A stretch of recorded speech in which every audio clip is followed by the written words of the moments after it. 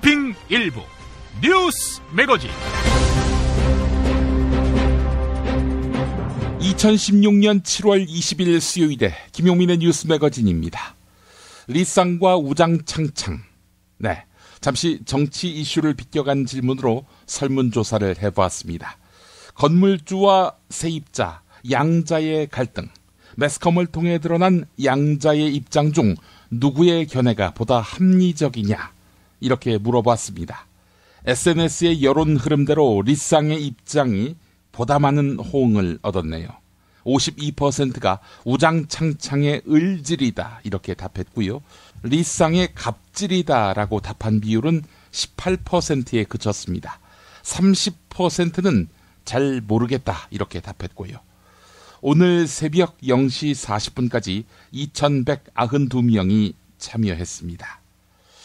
이와 관련해서 우장창창의 입장을 옹호하는 맘상모, 맘 편히 장사하고픈 상인 모임 측에서 김용민 브리핑에 의견을 밝히겠다고 뜻을 알려왔습니다.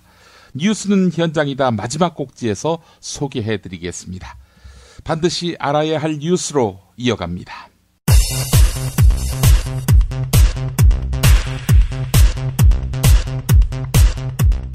개판도 이런 개판이 또 있을까요? 진경준 검사장의 뇌물수수가 확인된 데 이어서 우병우 청와대 민정수석도 처가의 재산 처리에 있어서 의심스러운 대목이 있다는 사실이 드러났습니다. 우병우 수석, 박근혜 대통령을 지근거리에서 보조하고 온갖 인사검증을 담당해온 인물이지요. 우상호 더불어민주당 원내대표의 입장 들어보겠습니다. 최고의 권력 실세에 대한 조사를 어떤 식으로 할 것인가에 대해서 대통령이 입장을 발표합니다.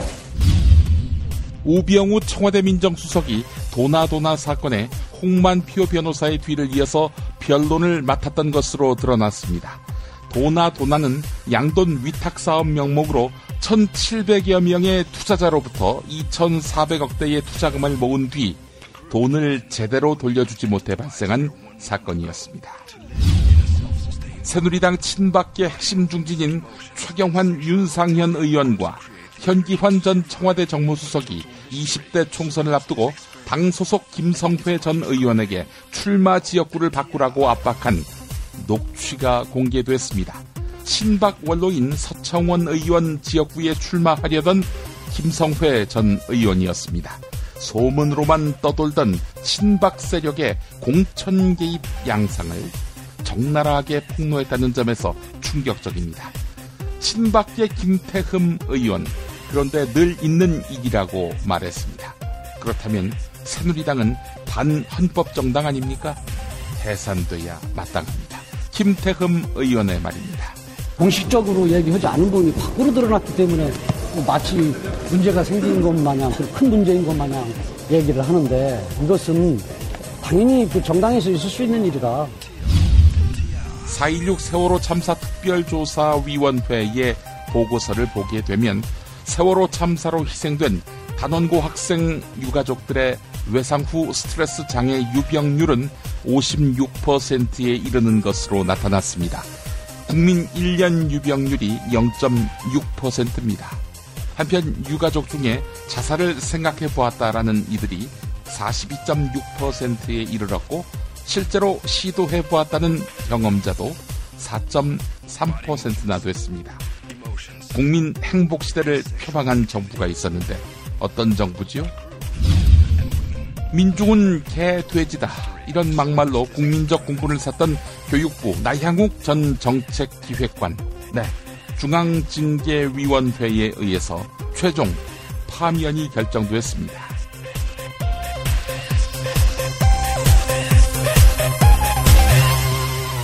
김용민의 뉴스 매거진 광고 듣고 오겠습니다.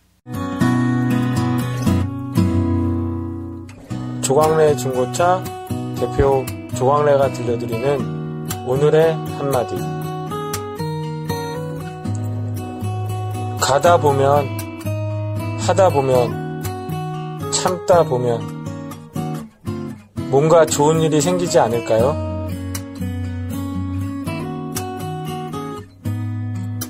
조광래 중고차의 대표번호는 1800-9538. 고맙습니다.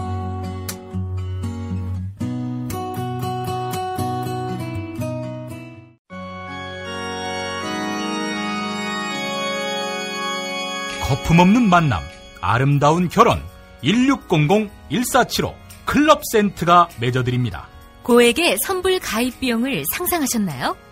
1600-1475 클럽센트는 만남이 성사된 경우에만 비용을 결제하는 후불제 결혼정보회사입니다. 10년 이상 20년 경력의 베테랑 커플 매니저가 당신의 반쪽을 어떻게 찾아드리는지 믿고 맡겨보세요. 가장 행복한 만남. 그런데 비용은 절반으로. 김용민 브리핑 듣고 가입하시면 할인도 해드립니다.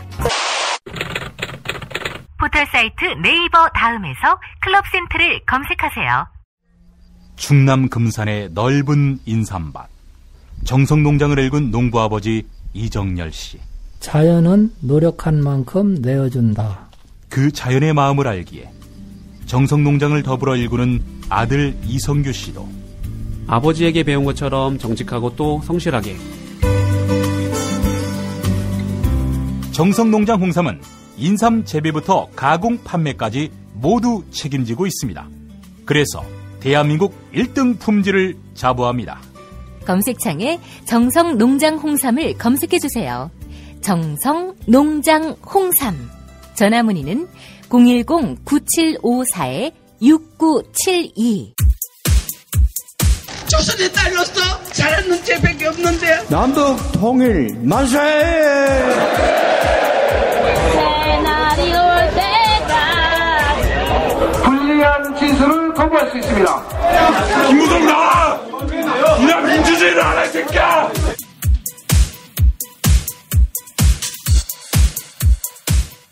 뉴스는 현장이다로 이어갑니다. 어제 사드 배치와 관련한 국회 긴급 현안 질의가 있었습니다. 베스트를 꼽으라면 2개 정도를 들 수 있을 것 같은데요. 그중 하나입니다. 통일부 장관을 지낸 정동영 국민의당 의원의 질의입니다.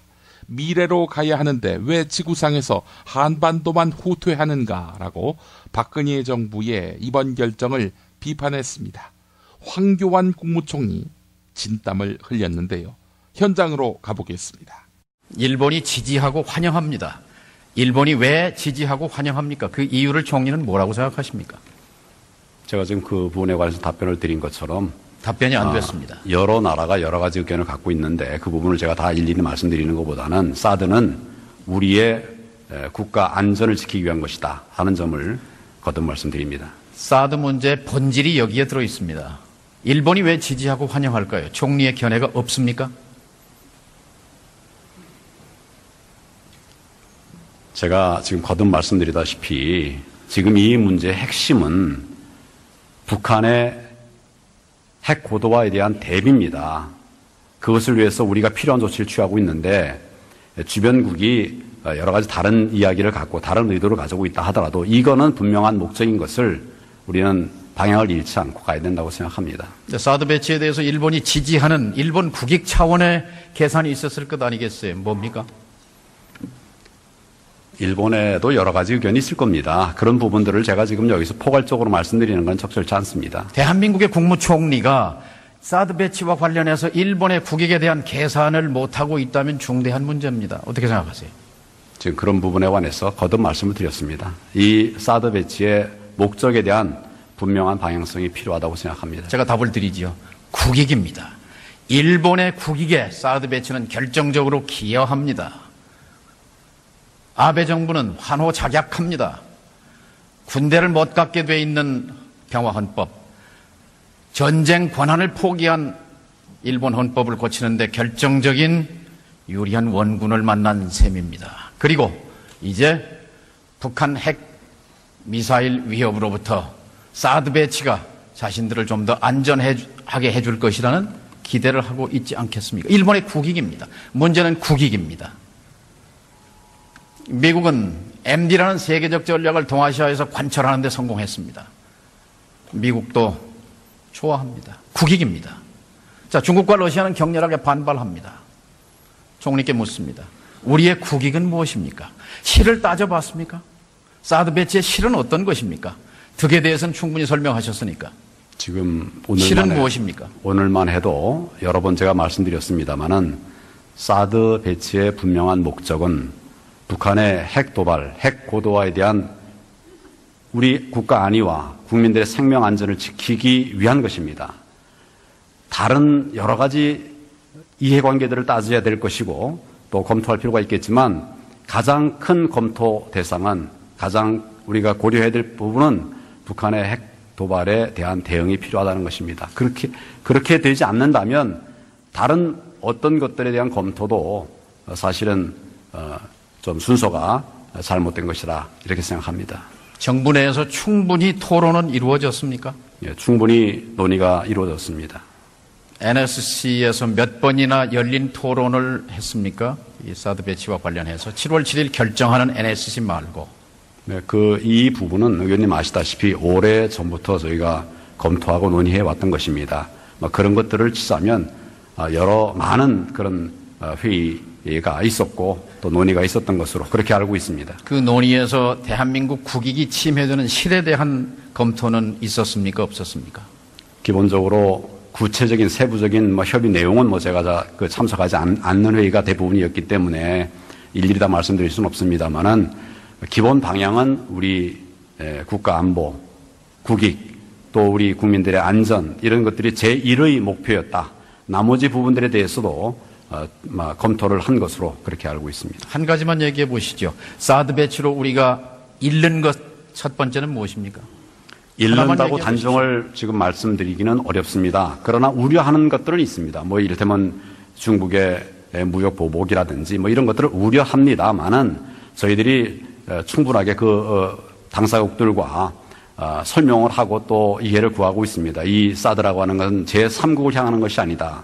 북한의 핵 도발에 대한 대응을 하기 위한 것이다. 그런 방어적 시스템이다 하는 점을 설명을 드리고 있고 지금 현재적으로는 그런 의원님 말씀하시는 그런 우려들이 현실화되고 있지는 않은데 그럼에도 불구하고 저희가 면밀히 대비는 하고 있습니다.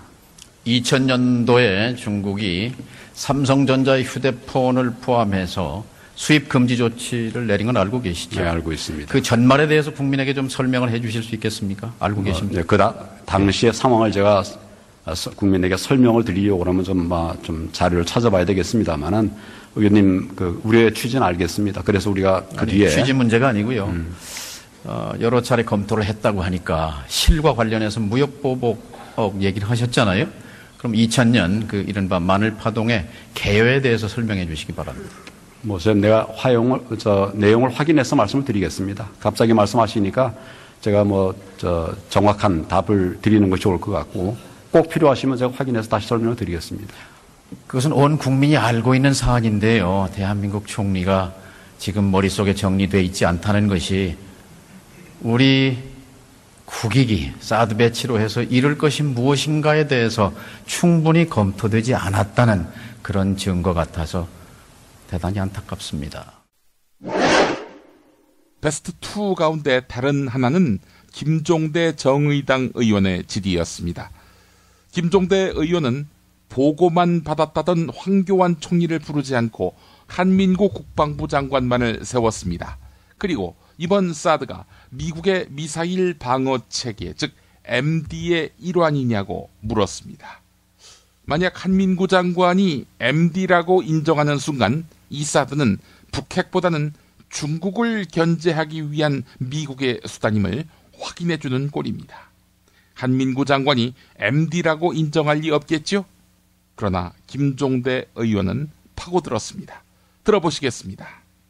지금 성주에 배치되는 사드, 이것이 어떤 무기냐 하면은 미 의회 회계감사국 GAO라고 하죠. 여기서 낸 보고서가 있습니다.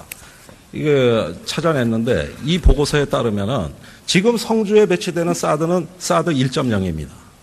이 사드는 계속 진화합니다. 2025년까지 진화하는데 사드 2.0으로 진화한다.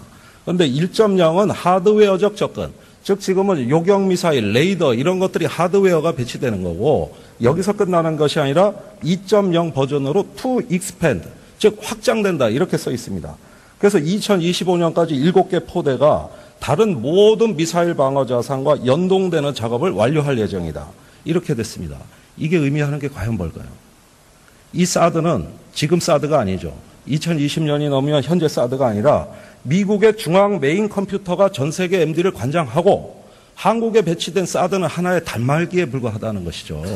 지금 이 회계보고서, 감사원 보고서에서 얘기하는 건 전 세계 미사일 방어 자산의 통합입니다. 이 보고서 보고 받으신 바 있습니까? 의원님이 이제 그런 측면에서 보시는 관점이 있습니다만은 미국이 아까 김경엽 의원님께서도 질문하셨지만은 미사일 방어 체계를 만들며 있어서 구성되는 자산이 여러 가지가 있지 않습니까? 이 사드도 그 중에 하나이죠. 그러나 이 사드, 한국에 배치되는 사드는 대한민국 보호를 위한 사드이지 미국의 글로벌 차원의 그러한 미사일 방어 체계라고 보는 것은 너무 지나친 그렇게 말씀하시면은 더 권위 있는 자료 하나 제시하겠습니다. 이거는 2017년 회계년도 미 국방 예산에 대한 대통령 지침이라고 되어 있습니다. 자, 여기서도 똑같은 얘기를 하고 있죠. 여기 보면 사드 2.0은 첫째, 사드는 미사일 방어 자산들과의 인터페이스 기능을 업그레이드하고, 둘째, 링크 시스템이란 데이터 통신 체계를 통해 외부 소스에서 받은 정보를 토대로 통합 미사일 방어 체계로 연동이 된다고 주장하고 있습니다. 이 7개 포대 안에 한국에 배치되는 사드 포대는 당연히 들어가는 거죠. 이거보다 더 권위 있는 설명 어디 있겠습니까? 글쎄, 사드가 진화하는 무기 체계임에는 틀림이 없는데, 그렇다고 하여 그것이 곧 미국의 전 지구적인 MD 체계에 미국의 MD입니다. 제가 본 의원이 사드 문제를 논할 때 가장 당혹스러운 것은 뭐냐면은 미 본토를 방어하는 것은 미국의 미사일 방어 체계 MD고 사드는 대한민국을 방어하는 것이기 때문에 미국 MD가 아니라는 주장입니다. 오늘도 대정부 질문 때 그런 주장이 많이 나왔습니다만은 사드의 본질은 대한민국을 방어하건 미 본토를 방어하건 그것이 통합된다는 의미에서 MD입니다. 통합된다는 얘기예요. 지금 미 정부의 모든 권위 있는 문서들은 사드는 발전적으로 진화해서 통합되기 위한 무기체계라고 설명을 하고 있어요. 이게 MD가 아니면 뭐가 MD입니까? 그러니까 우리가 MD를 어떤 수준에서 이해하느냐의 문제라고 봅니다. 그런 지금 의원님 말씀하시는 관점에서의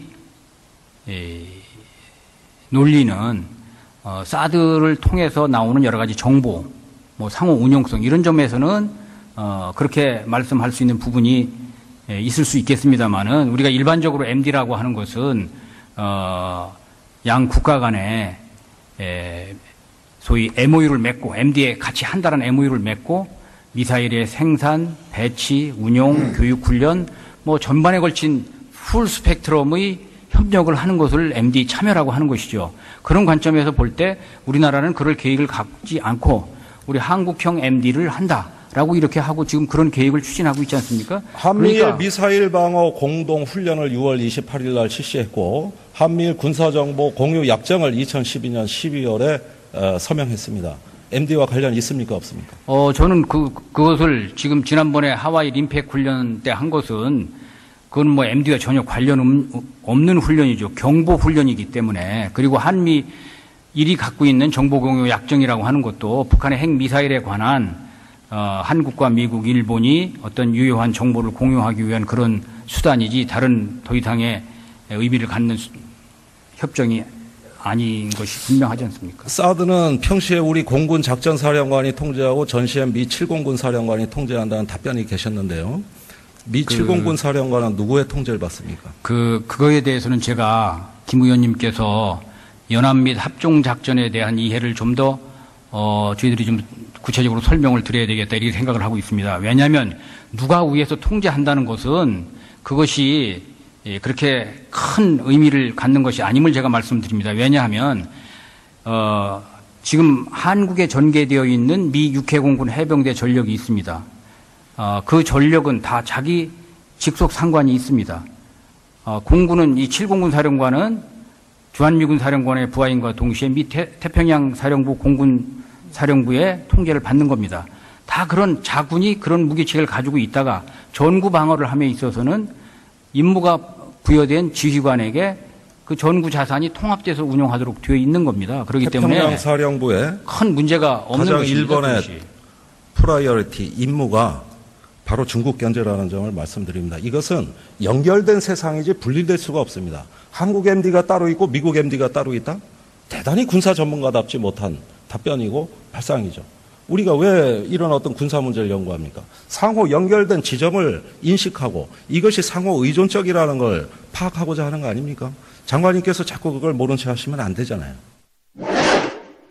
이번엔 경북 성주가 지역구인 이완영 새누리당 의원의 현안 질의입니다. 이완영 의원이 잘해서 소개해드리는 게 아닙니다. 지역구 국회의원으로서 고충을 늘어놓더니 성주 읍내 뒷산인 성산에 사드가 들어가느냐 안 들어가느냐를 물었습니다. 한민구 장관이 지점을 특정할 수 없다 이렇게 원칙론적인 답변을 했습니다. 당연합니다. 성산이어도 성산이라고 말할 수 없는 겁니다. 거기라고 말하는 순간 표적이 여기라고 적들에게 알려주는 꼴입니다. 그런데 현안 질의를 방청하다가 성주 주민들 자리를 박차고 일어났습니다. 이완영 의원 달려갔습니다. 지역 주민들에게 제가 성산포대가 확정됐다는 주장이 낭설임을 확인했다라면서 성과라고 소개했습니다. 예, 한민구 장관에게서 답변을 못 들은 것이 성과라고 포장하니 기가 막힐 노릇이죠. 성주 주민들 정말 안 됐습니다. 이런 사람을 지역의 대표라고 해서 국회에 보냈으니 말입니다. 딱한 이완영 의원 만나보시죠. 존경하는 국민 여러분, 심재철 부의장님과 선배 동료 의원 여러분, 최근 저에게 위로해 주시고 격려해 주신 의원님들 진심으로 감사를 드립니다. 이 엄중한 시기에 성주라는 지역구 국회의원 이완영, 왜 이렇게 침통하고 무거운지 모르겠습니다. 무슨 말부터 해야 할지 가슴이 찢어질 것만 같습니다. 우리 성주군에 가장 많은 인구 사는 읍하고 1.5km입니다. 우리 미국, 일본은 주민이 살지 않습니다. 사드 설치한데. 구체적으로 발표하는 것은 성산포대라고는 누가 발표했습니까?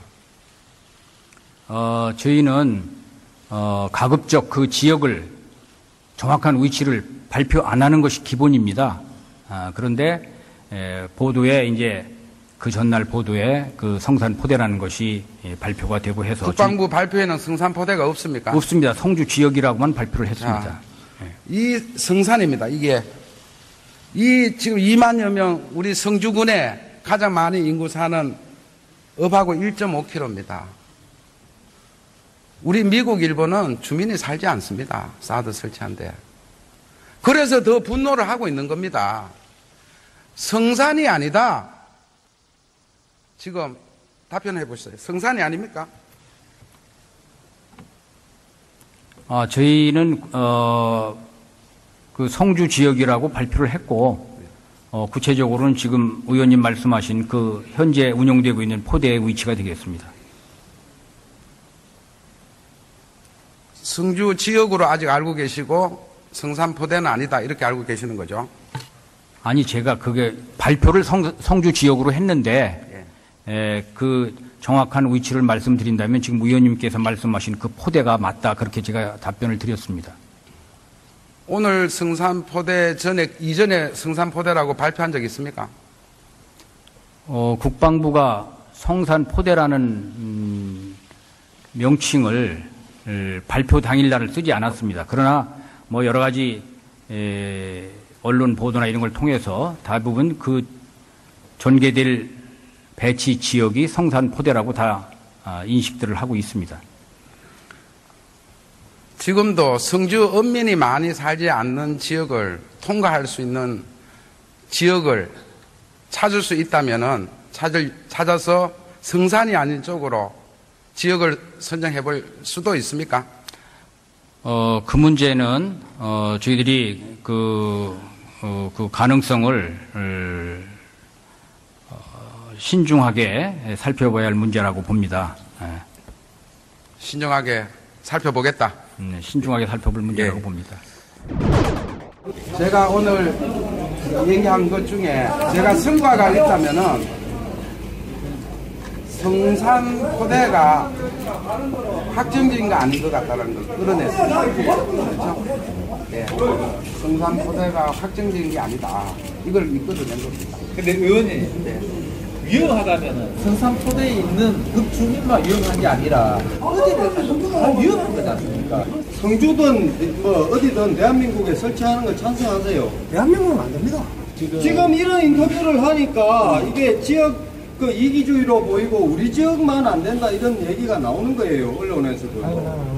국방부 장관이나 그 국무총리나 이 사람들이 와가지고 같이 살자는 겁니다. 그 밑에서. 나는 200m, 300m 그 밑에 살고 있으니까. 이장님 집 지어라. 예, 집을 내주겠습니다. 오면은 그 사람들 오면은 자주새끼 다 들고 와 산다 그러면 내가 집 지주겠습니다.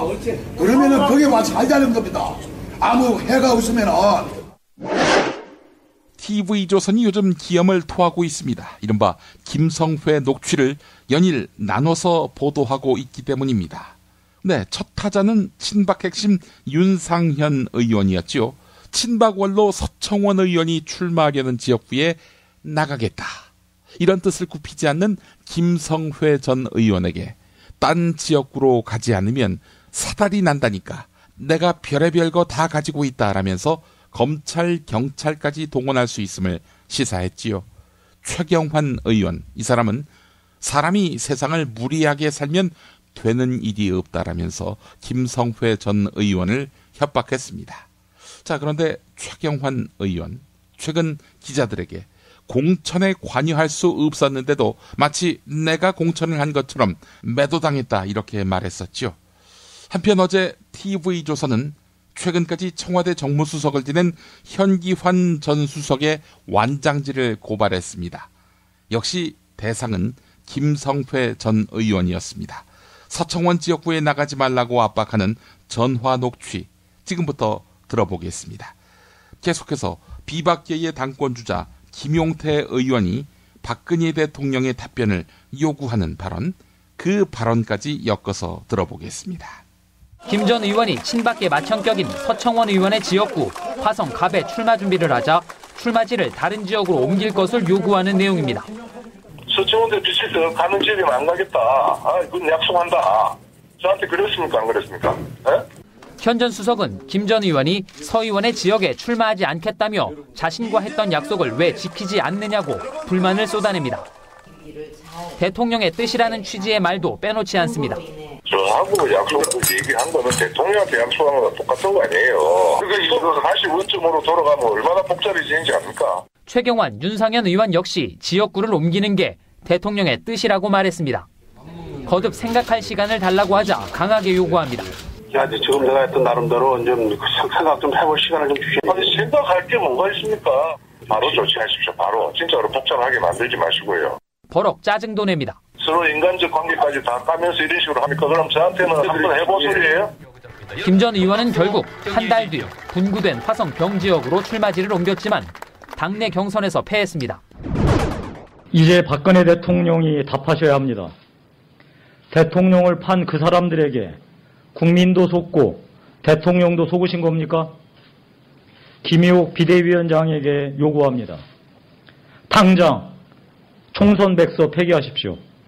만천하에 드러난 막장 공천의 주역들 당의 이름으로 검찰 고발하십시오. 늘 그러하듯 소수를 일시적으로 속일 수는 있어도 모두를 영원히 속일 수는 없습니다. 지난 막장 공천은 당원과 국민에게 선출되지 않은 권력이 대통령과 청와대를 병풍삼아 떡 주무르듯 공천권을 좌우한 권력 농단 사건입니다. 동지를 사지로 몰아놓고 국민과 당원의 가슴에 대못을 박은 정치 테러입니다. 박근혜 대통령은 지난 8년 전 나도 속고 국민도 속았다고 한탄하였습니다. 결국 저는 속았습니다. 국민도 속았습니다. 이번 소위 진박 중에 진박이라는 사람들이 벌인 이 일 역시 국민도 속고 대통령도 속은 겁니까? 김의옥 비대위원장은 만천하의 웃음거리가 된 총선 백서 당장 폐기하십시오. 차기 지도부가 총선백서 다시 만들 겁니다. 그리고 법률가이신 비대위원장께서는 법률 검토를 거쳐 당의 이름으로 막장 공천의 주역 검찰 고발하십시오. 당이 천길 만길 낭떠러지로 떨어지고 있습니다. 이한구 전 공관위원장에게 요구합니다. 이제 진실을 털어놓으시기 바랍니다. 정녕 지난 공천 이 위원장 단독으로 하신 겁니까? 아니면 이 위원장은 그저 깃털에 불과할 뿐 몸통은 따로 있었습니까? 진실을 밝히는 것만이 4번씩이나 국회의원의 영예를 남긴 새누리당에게 마지막 보답하는 길입니다. 네, 이제 앞서 말씀드린 대로 리쌍과 우장창창 양측의 갈등과 관련된 맘 편히 장사하고픈 상인 모임 맘상모 측의 의견을 들려드리겠습니다. 이 의견은 맘상모 측에서 발언 기회를 요청해 와서 부여하는 것입니다.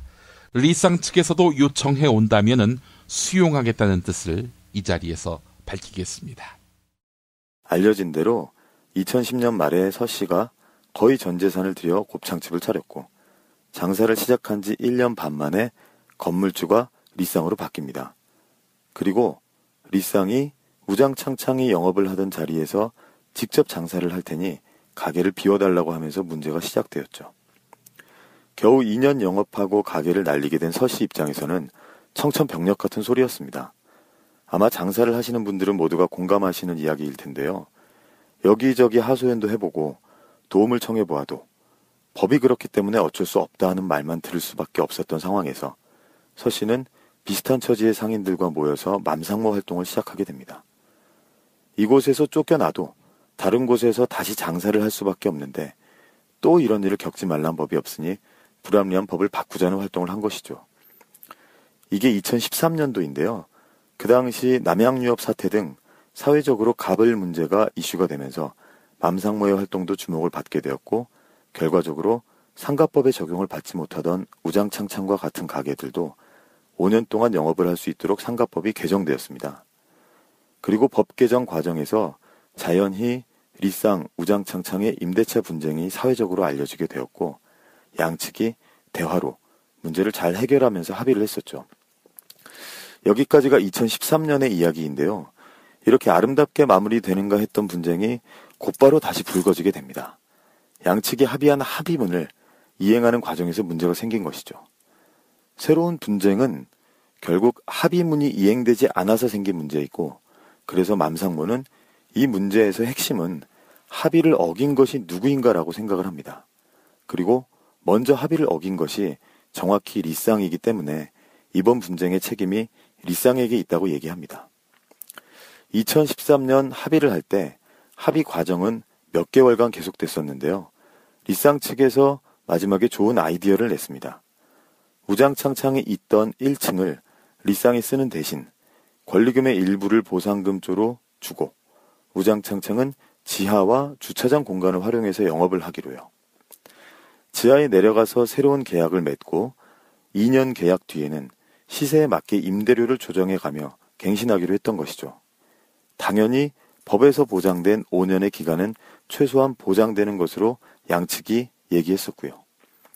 그런데 여기서 주차장 영업 관련해서 우장창창이 의견을 냅니다. 해당 건물에서 주차장 영업은 관행처럼 이루어졌었고 수년 동안 큰 문제가 없었지만 어디까지나 불법이긴 합니다. 누군가 신고를 한다거나 하면은 영업이 어려워질 수 있는 부분이었죠. 불법 영업이 부담스러웠던 우장창창은 법정 주차 대수와 용적률 등 이런 것들을 구청에 확인하고 건축 설계 사무소에서 설계까지 뽑아서 주차장 자리의 일부 공간에 5-6평 되는 공간을 증축하고 그 공간에 대한 월세를 추가적으로 내면서 주차장 전체가 아닌 합법적으로 그 공간만 사용하겠다고 한 것이죠. 이 건물의 주차장 면적이 약 20평 정도 되는데요. 오래된 건물이라 법정 주차 대수가 2대밖에 안 되고 하니 실제로 주차할 공간을 두고 나머지 공간 중 일부를 증축을 통한 용도 변경으로 합법적으로 영업을 하고 싶다고 한 것입니다. 이에 대해 증축 가능 여부를 양측이 정확하게 확인하고 리쌍 측은 합법적인 증축이 가능하지만 일단은 별 문제가 없을 거니까 그냥 장사하고 나중에 정 문제가 생기면 그때 증축을 하자고 이렇게 분명히 약속을 했었습니다. 이 부분은 맘상모가 최근에 낸 논평과 합의 당시 녹취록 등을 통해서 정확하게 확인을 할 수가 있습니다. 그런데 어느 순간 주차장 영업에 대한 민원으로 주차장에서 영업을 하기가 어려워졌고 우장창창은 합의서에 있는 대로 증축을 할 테니까 동의해달라고 요청을 합니다. 그런데 그때 갑자기 리쌍 측에서 안 된다고, 하기 싫다고 약속을 손바닥 뒤집듯 뒤집어버린 거죠. 여기서 이번 사건을 통해서 맘상모가 꼭 얘기하고 싶은 지점이 나옵니다. 건물주와 약속을 했는데 만약 건물주가 약속을 안 지킨다면 임차 상인들은 어떻게 해야 할까요? 건물주가 건물 앞에 말뚝을 박거나 하는 등 횡포를 부린다면 임차 상인들은 어떻게 해야 합니까? 미비한 법과 제도 때문에 건물주가 마음만 먹으면 5만 가지 방법들을 통해 얼마든지 합법적으로 임차 상인들을 내쫓을 수 있는 세상입니다. 이런 세상에서 건물주가 약속을 안 지키거나 횡포를 부린다고 해도 임차 상인은 그냥 찍소리 못하고 당해야만 하는 겁니까? 쫓겨날까봐 무서우니 아무 말도 못해야 하는 건가요? 이런 세상을 바꾸자고 맘상모가 싸워온 것입니다. 임대인과 임차인 간의 불균형한 관계를 어느 정도 균형 잡힌 관계로 만들자고 맘상모가 활동을 해온 것인데요. 그래서 그때 우장창창은 결국 리쌍을 상대로 소송을 걸었습니다. 합의문을 이행하라는 소송이었죠. 여기에 대해 리쌍은 우장창창 보고 나가라고 맞소송을 걸었습니다. 소송을 건 근거는 리쌍이 우장창창 보고 영업을 하라고 했던 그 주차장에 원래부터 있었던 천막이었습니다.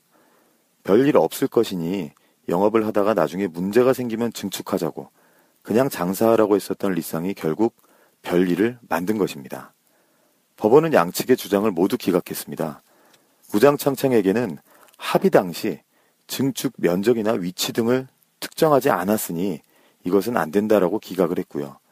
리쌍에게는 주차장이 장사하라고 합의한 공간이었고 천막은 또한 오래전부터 있었으니 이것이 임차인이 의무를 위반한 것이 아니라고 얘기를 했습니다. 아마도 서로 좀 대화해서 문제를 잘 해결하라는 의미가 아니었을까 싶은데요. 하지만 소송은 결국 2심까지 가게 되었고 2심에서 계약 기간이 지나면서 우장창창은 상가법에 적용이 안 되어 자동갱신을 받지 못하고 최종적으로 소송에서 패소를 했습니다. 그리고 그 뒤에 아무런 이야기도 임차인과 임대인은 나누지 못한 채 결국 두 차례의 강제 집행을 통해서 가게를 잃고 말았습니다. 정말 씁쓸합니다. 우장창창은 결국 건물주에게 합의를 이행하라고 했다가 괘씸죄에 걸려 쫓겨난 꼴이 된 겁니다. 인터넷에서는 무슨 월세를 안 냈다는 얘기부터 해서 여러 가지 확인되지 않은 말들이 많이 떠도는데요. 본질은 간단합니다. 약속을 안 지키는 건물주에게 감히 약속을 지키라고 했다가 쫓겨난 것이죠. 맘상모가 법대로 하면 모든 임차 상인이 쫓겨난다. 그리고 이 문제는 우장창창만의 문제가 아니다라고 얘기하는데요.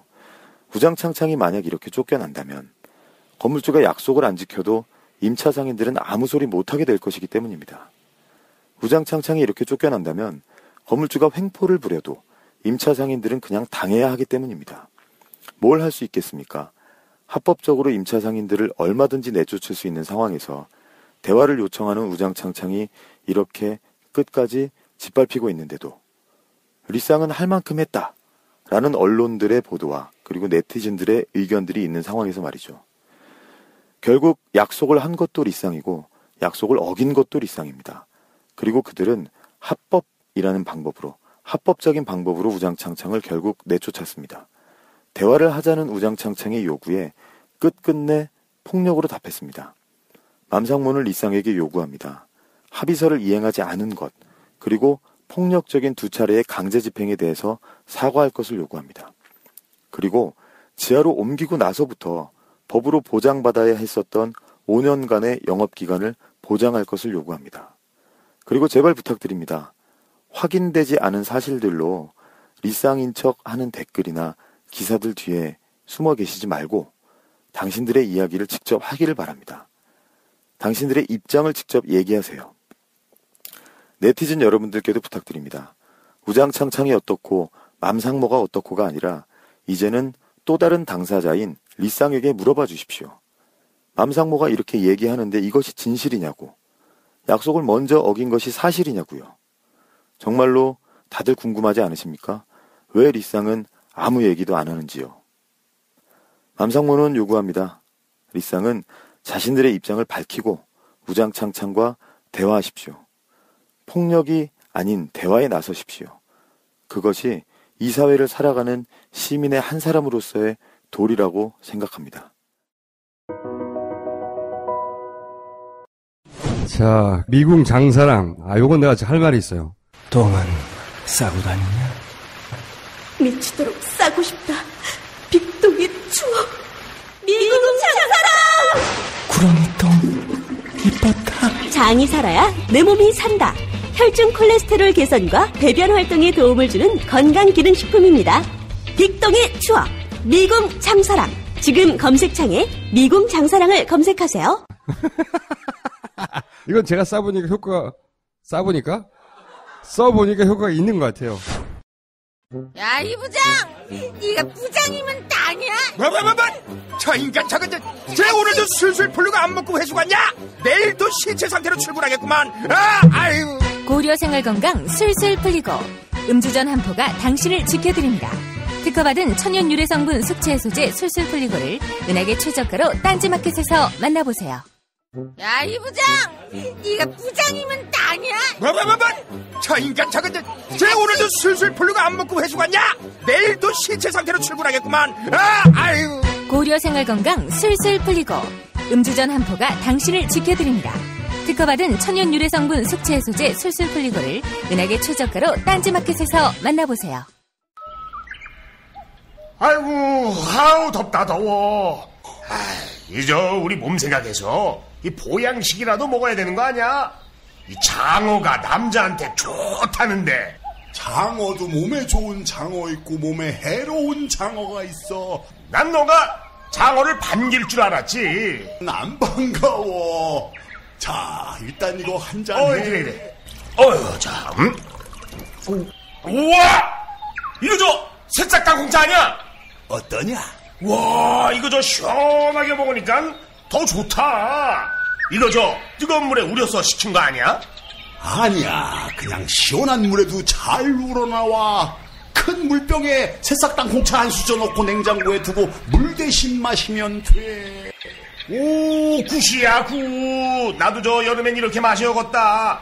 역시 새싹 땅콩차는 전창걸의 새싹 땅콩차야. 맛의 깊이가 달라.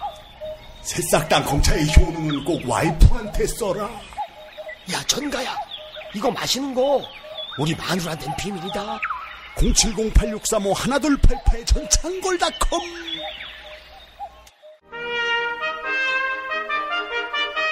피 튀기며 박학다식을 뽐내는 퀴즈, 피박 퀴즈. 네, 오늘도 무와환 나오셨습니다. 안녕하십니까. 민중을 개, 돼지로 보는 놈들, 이자들이 진정한 개, 돼지지요. 개, 돼지 눈에는 모든 사물이 개, 돼지로 보일 뿐이니까요. 개, 돼지가 집권을 하면 무슨 일이 벌어지는지 그 진수를 맛보고 계시죠. 이 개, 돼지와 같은 땅에서 국사를 논하느라 참으로 괴로운 무 인사드립니다. 닥치라고! 우리가 어떻게 개, 돼지야? 환아, 네 녹취도 나왔더라. 네 목소리 맞지, 이 새끼야? 김성회가 서청원 영감이 나가려는 지역구에 출마하려고 하니까 관둬라, 딴 데 나가라, 딴 데 나가면 공천 주겠다, 이런 야부리 약속을 했고 말이야. 공천 주겠다고 약속하긴 했지. 근데 주어가 없잖아. 나는 딴 사람한테 공천 주겠다는 말이었는데 김성회가 착각한 모양이군. 자기한테 주는 줄 알고. 허나 김성회가 누구냐? 예전에 더민주 강기정이한테 핵주먹 날린 놈 아니야? 너 그 핵주먹 맞으면 어쩌려고? 뭐라고? 핵을 나한테? 그러면 성주에서 사드로 요격하면 되지. 핵이 뭐 대수야? 그리고 김성회는 우리와 같은 친박이라고. 그래서 우리 내부에서 그런 교통정리를 한 거지. 교통정리. 그거 어느 개파나 다 하잖아. 세월호는 교통사고, 공천장난은 교통정리. 이 새끼들 정말 창조적인데? 크리에이티브 코리아가 이런 거였냐? 교통정리 과정에서 발생한 작은 시행착오니까 시비 걸지 마. 우리를 고소해 봤자일걸? 아마 범칙금 몇만 원 나오고 말 거라고. 병우가 그렇게 될 거라고 알려줬어. 허나 우병우가 너보다 먼저 가게 생겼는데 무슨 그런 얘기를 하냐? 뭐 이런다고 우리가 무너질 것 같아? 착각하지 마. 와신상담이라는 사자성어 못 들어봤어? 이 와중에 돈꿀 생각을 왜 하니? 여신상담이란 말은 왜 뜬금없이 하는 거야? 나 돈 없다. 그러니까 못 거준다고 이 새끼야. 여신상담이라니 와신상담. 비온 후 땅이 더욱 굳어진다는 뜻이지. 우린 절대로 무너지지 않아요. 이 일을 계기로 더 결속할 거라고. 글쎄 48발로 막아봐라. 1000발의 미사일이 날아오는 판국에 말이야. 그나저나 환 시원하게 해명하시죠. 김성회 전 의원에게는 왜 그러셨습니까? 나가지 말아라. 너 뒤를 다 까는 수가 있다. 이렇게 겁박한 건 왜였고요? 이거 법으로 걸면 걸리겠어요? 닥치라고. 이 문제의 논점은 바꿔야 한다고. 남자로 태어나서 왜 치사하게 대화를 녹음해? 언론이 바로 서고 나라의 기틀이 바로 선다면 온 사회는 김성회가 왜 치졸하게 녹음을 했는가? 여기에만 관심을 가져야 한다고. 97년 대선을 앞두고 안기부 직원하고 중앙일보 사주 홍석현이가 여당 도와주자 이렇게 대화를 했지. 그 대화를 녹음한 파일이 공개됐을 때 궁지에 몰린 중앙일보가 사태의 본질은 도청이다 이렇게 말했던 것처럼 김성회는 과연 남자가 맞는가? 의리남 김보성 인터뷰. 사설 휴대폰 녹음 금지법 만들어야. 기획 취재 불신사회 어디까지 대화하기 두렵다.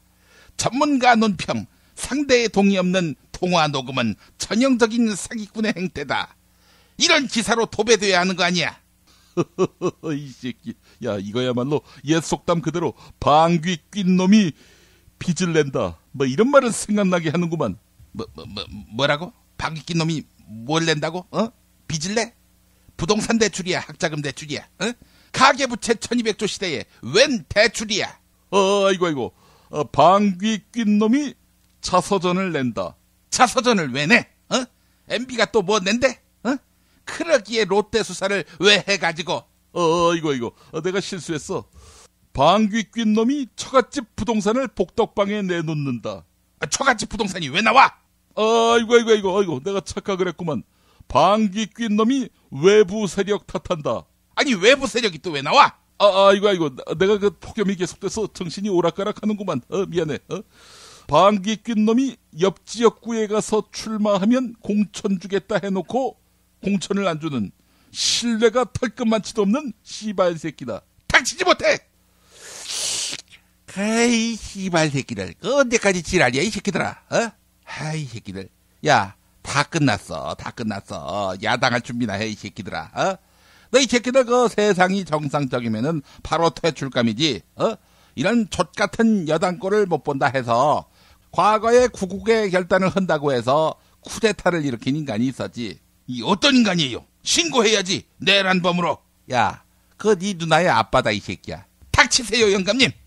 그때는 정말 구국의 결단이 필요할 만큼 혼란스러웠지만 지금은 더 혼란스럽지. 닥치라고.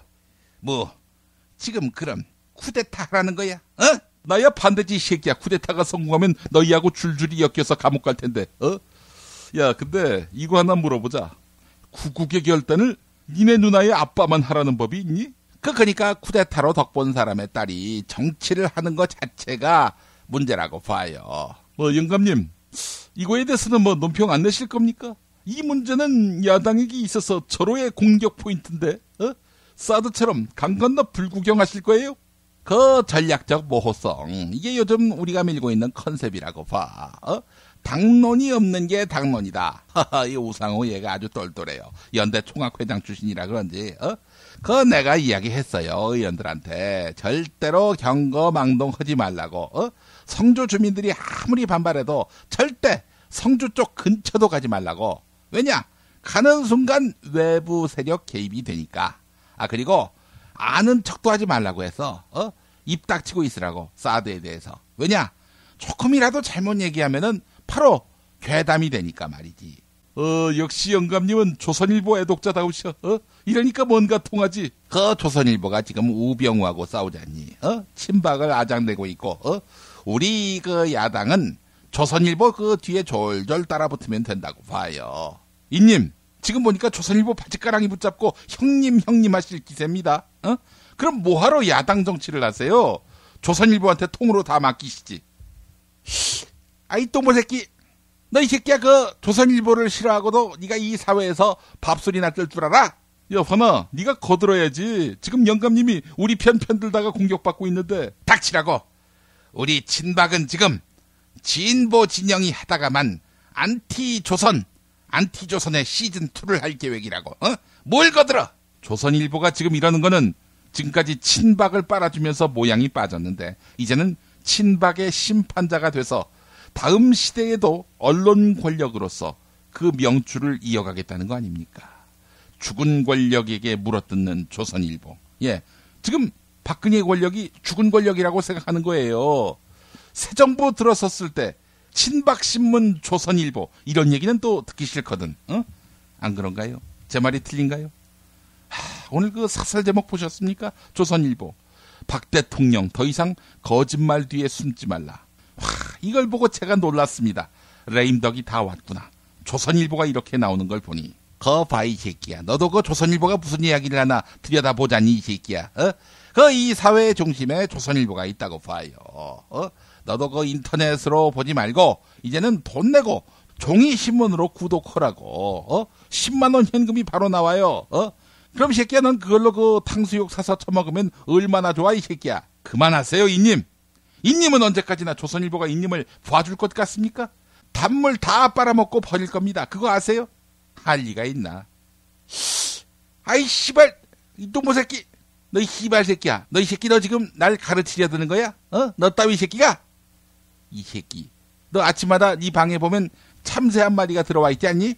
아니 참새 한 마리는 왜요? 그 똥보 이 피를 밤새도록 빨아먹다가 그 모기가 참새가 됐어요. 그만하세요. 그 퀴즈하고 무슨 상관이 있습니까? 그렇게 그 피가 많이 빨리면은 똥보야, 아침에 일어나면 어떠니? 기력이 쇠하지. 그럴 때에는 그 정성농장 홍삼을 먹어야 한다고 봐요.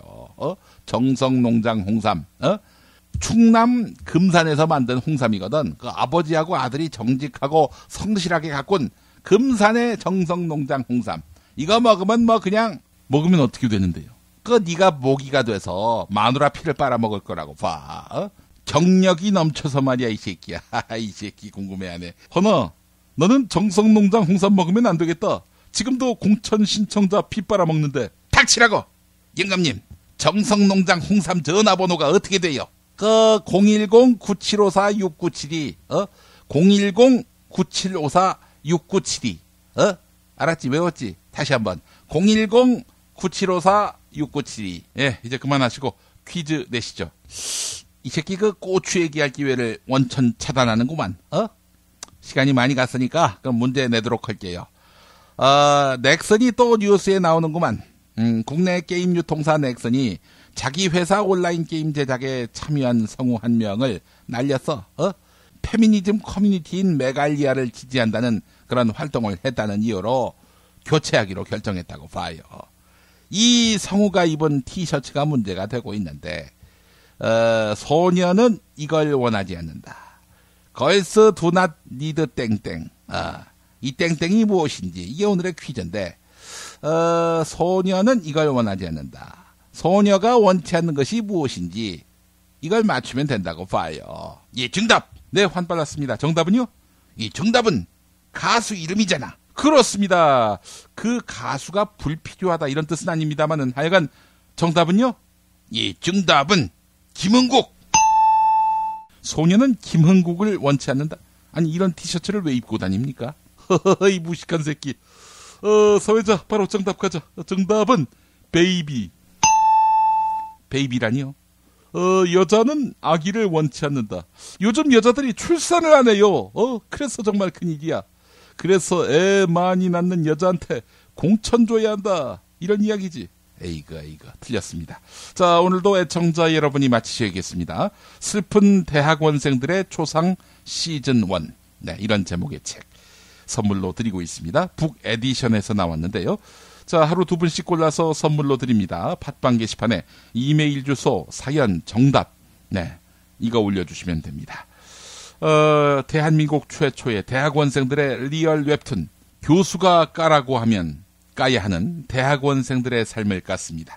조교 폭행, 제자 성추행, 논문 도둑질, 이 모든 것들이 사라지는 그날을 향해 꿈꾸면서 만든 웹툰 슬픈 대학원생들의 초상 시즌 1. 29기 고려대 대학원 총학생회가 대학원에서 일상적으로 발생하는 폭력 문제, 이 문제를 정면으로 다루었습니다. 슬픈 대학원생들의 초상 시즌 1. 네, 북 에디션에서 나온 책 많은 관심 바라겠습니다. 어제는 정답자가 없었습니다. 정답이 15살인데 오늘은 많은 분들 참여 기대하겠습니다. Girls do not read 땡땡을 맞춰주시기 바라겠습니다. 피바 퀴즈 마칩니다.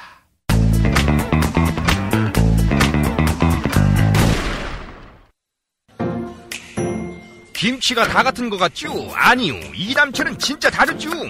겨울 전라도, 여름 강원도, 봄 가을 충청도 최고의 배추만 골라와야지요. 소금 영광에서 직송된 최고의 국산 천점이 기본 아닌가요? 아, 고춧가루와 파, 마늘 괴산 영천에서 건강한 놈들만 가져와야 해요. 우와, 재료가 반이라고 하던데 역시 이담채네요. 그런데 어떻게 담가야 이담채 김치 맛이 나요? 아유, 이거 비밀인데 다시마에 표고버섯, 양파, 멸치를 넣고 우려낸 육수에다가 온갖 재료를 잘 버무리고 2달 동안 저온 숙성한 양념을 써야 해요. 근데 흉내내봐야 소용없어. 30년 연구한 레시피에 30년 김치만 만든 손맛을 따라갈 수 있겠슈? 이담채 김치. 안내와 주문은 검색창에 이담채를 입력하세요. 전화는 1544-4586. 1544-4586. 서울, 경기, 인천 지역의 신축 빌라 정보, 빌라타임즈 하나면 됩니다. 현장 나와주세요. 네, 여기는 새로 오픈한 현장입니다. 여기만이 아니라 분양 마감 현장이라면 빌라타임즈의 레이더를 피할 수 없습니다. 빌라타임즈 정보는 알찹니까? 당연합니다. 현장에서 직접 촬영한 퀄리티 높은 사진 여러 장이다. 지도 서비스, 무료 투어 서비스, 무료 상담 서비스까지. 빌라타임즈 짱이죠? 그러다 허위 매물 걸리면요? 포상금 100만원 약속합니다. 수도권 빌라에 관한 정직한 정보를 모았습니다. 빌라타임즈. 인터넷에서 만나세요. 박근혜 왜 저러지? 문재인, 김무성, 안철수는 또 왜 저러지? 뉴스로는 알 수 없는 진짜 정치 현장 이야기. 한겨레 정치팀 기자들이 취재 수첩을 낱낱이 공개합니다. 본격 정치관찰 팟캐스트. 언니가 보고 있다. 팟빵에서 언니를 검색하세요. 정치 한 건에서 시간입니다. 오늘도 한겨레 정치팀 정치바의 김원철 기자 만나보겠습니다. 김 기자님. 네, 안녕하세요. 예. 자, 이 친밖에 난리가 났습니다. 어제 저희가 그 윤상현 의원까지 얘기했는데 최경환 의원이 또 등장할 줄은 생각도 못했어요. 그렇습니다. 최경환 의원까지 나왔으니까 뭐 나올 사람 다 나왔다고 볼 수 있는데요. 예. 지금 이 녹음 파일이 등장하면서 지금 새누리당은 지금 난리가 났습니다. 말 그대로. 예. 지금 전당대회가 코앞이고 비박계들은 이제 차기 당대표를 우리가 차지할 수 있다. 이렇게 확신하는 분위기예요. 예. 그제 녹음 파일 파동이 터졌고 어제 오전에 서청원 의원이 당대표 불출마 선언을 했죠. 예. 뭐 고민을 오래 했지만 결과적으로 이 본인을 둘러싸고 벌어진 일이잖아요. 예, 예. 그래서 이것이 가장 큰 부담이 된 것 같고 그래서 불출마를 선언했고 비박계 입장에서는 가장 강력한 적이 없어졌기 때문에 이제 거의 당권을 접수한 거 아니냐 득이양양한 분위기가 느껴지고 있습니다. 오, 서청원 의원 본인은 몰랐을까요? 본인이 몰랐을까요? 몰랐을 수가 있을까요? 저는 뭐 상식적으로 생각하면 될 것 같은데요. 몰랐을 리 없을 것이고 뭐 거기 대화를 보니까 박근혜 대통령도 많이 등장하는 거 봐서는 이건 뭐 VIP께서도 당연히 인지하셨을 일이라는 판단을 하게 되는데 말이죠. 지금 그 친박계 분들이 조금 좀 황당한 얘기를 하는데요. 예. 어제 보면 그 친박계 이우연 의원, 이분이 서청원 의원의 측근인데 녹취를 하고 비겁하다. 남자 세계에서 가장 비겁한 인간 쓰레기 같은 행동을 한 거다. 경선에서 졌으면 승복을 해야지. 녹취를 해서 당을 풍비박산을 냈다. 이런 식으로 오히려 자기들이 이제 피해자 코스프레를 하고 있는데 예. 지금 이 윤상현 의원과 최경환 의원의 그 녹취록에 나오는 얘기들을 자세히 보시면 이것은 제가 보기에는 범죄 혐의를 피해가기가 쉽지 않고요. 이거는 어디선가 고발을 하면은 이거를 수사하지 않을 수 있는가 이런 생각이 드는데 말이죠. 왜냐하면 여기에 보면 핵심이 이거잖아요. 예. A라는 지역구에 나가지 마라. B라는 지역구에 나가면 후보직을 사실상 보장해 주겠다. 우리가 만들어 주겠다는 거잖아요. 예. 보장해 주겠다. 이것은 VIP의 뜻이다. 이것이 기본 얼개거든요. 그 통화에. 예. 이것은 공직선거법에서 금지하고 있는 행위예요. 그러니까 후보직이 되지 못하게 하는 것의 대가로 예. 공사의 직을 약속하는 행위. 그러니까 A 지역구의 후보가 되지 않는 대가로 예. B 지역구 후보라는 공사의 직을 약속하는 행위죠. 그렇기 때문에 이건 공직선거법 위반이고요. 제가 보기에는. 예. 선관위에 누가 고발이나 수사 의뢰를 좀 해줬으면 좋겠네요. 예. 제가 할까요? 네, 해주십시오. 수사 의뢰는 되게 쉬워요. 예. 전화해서 그냥 하시면 되고요. 알겠습니다. 네. 예. 이거는 뭐 분명히 일벌백계를 해야 될 문제다. 사실이라면은. 근데 네. 대통령도 실제로 인지를 했고 대통령의 의지가 담겨 있는 압박이라면은 이렇다면 박근혜 대통령 임기 중에는 형사소추를 피할 수 있을지는 모르겠습니다만은 임기 후에는 이거 법적 도덕적 책임을 져야 되는 거 아닐까요? 일단 정치적 도덕적 책임은 피할 수 없고요. 예. 왜냐하면 본인이 그 청와대에 언론사 편집국장들 모아놓고 예. 뭐 친박이니 뭐 이런 걸 만든 적도 없고 공천은 뭐 자기랑은 전혀 상관없고 이런 식으로 얘기를 했잖아요. 예. 근데 어쨌든 본인과 아주 가까운 자기 정권에서 자기가 아주 요긴하게 썼던 사람들이 밖에 나가서 본인의 이름을 팔고 다니면서 호가호위를 했다면 예. 이것은 뭐 최고 권력자로서는 당연히 고개 숙여 사과해야 되는 최소한 그렇죠? 그래야 되는 상황인데 뭐 어떻게 된 건지 뭐 이런 방구 말도 없고요. 이건 도대체 이 민주주의가 무엇인지에 대한 인식 자체가 없는 게 아닌가. 예. 국민 알기를 뭘로 하는 건지 잘 모르겠습니다. 정상적인 국가라면은 정권이 뭐 사실상 이제 퇴진해야 그렇죠. 될 그런 사안이기도 하고 말이죠. 이거를 예를 들어서 참여정부 때라고 한번 생각을 해보십시오. 예. 노무현 대통령 이름을 거들먹거리면서 열린우리당 안에서 이런 일이 있었다면 보수 언론과 당시 한나라당이 가만두겠습니까? 거의 대통령 탄핵시켰을걸요. 자, 그렇다면은 현재의 야당인 더불어민주당 뭐 이거에 대해서 반응이 있습니까? 지금 사실 뭐 더불어민주당에서 나설 것도 없고요. 예. 새누리당 안에서 지금 비박계 의원들이 들고 일어났기 때문에 이분들이 일단 지금 김용태 의원 같은 경우에 지금 당대표 출마 선언을 했죠. 이분은 박근혜 대통령을 향해서 대통령이 답해라. 박근혜 대통령을 판 그 사람들에게 국민도 속고 대통령도 속으신 거냐. 예. 이 질문에 답을 해라. 이런 식으로 이제 여당 의원이 대통령을 지금 직접 겨냥하는 회견을 했기 때문에 이것은 뭐 거의 사실상 이제 레인덕의 시작 아니냐 이런 얘기까지 나오고 있고 뭐 박근혜 대통령까지 가지 않더라도 지금 비박계 쪽에서는 당 차원에서 이 두 사람을 고발해야 된다. 고발해야 된다 이런 얘기 나오고요.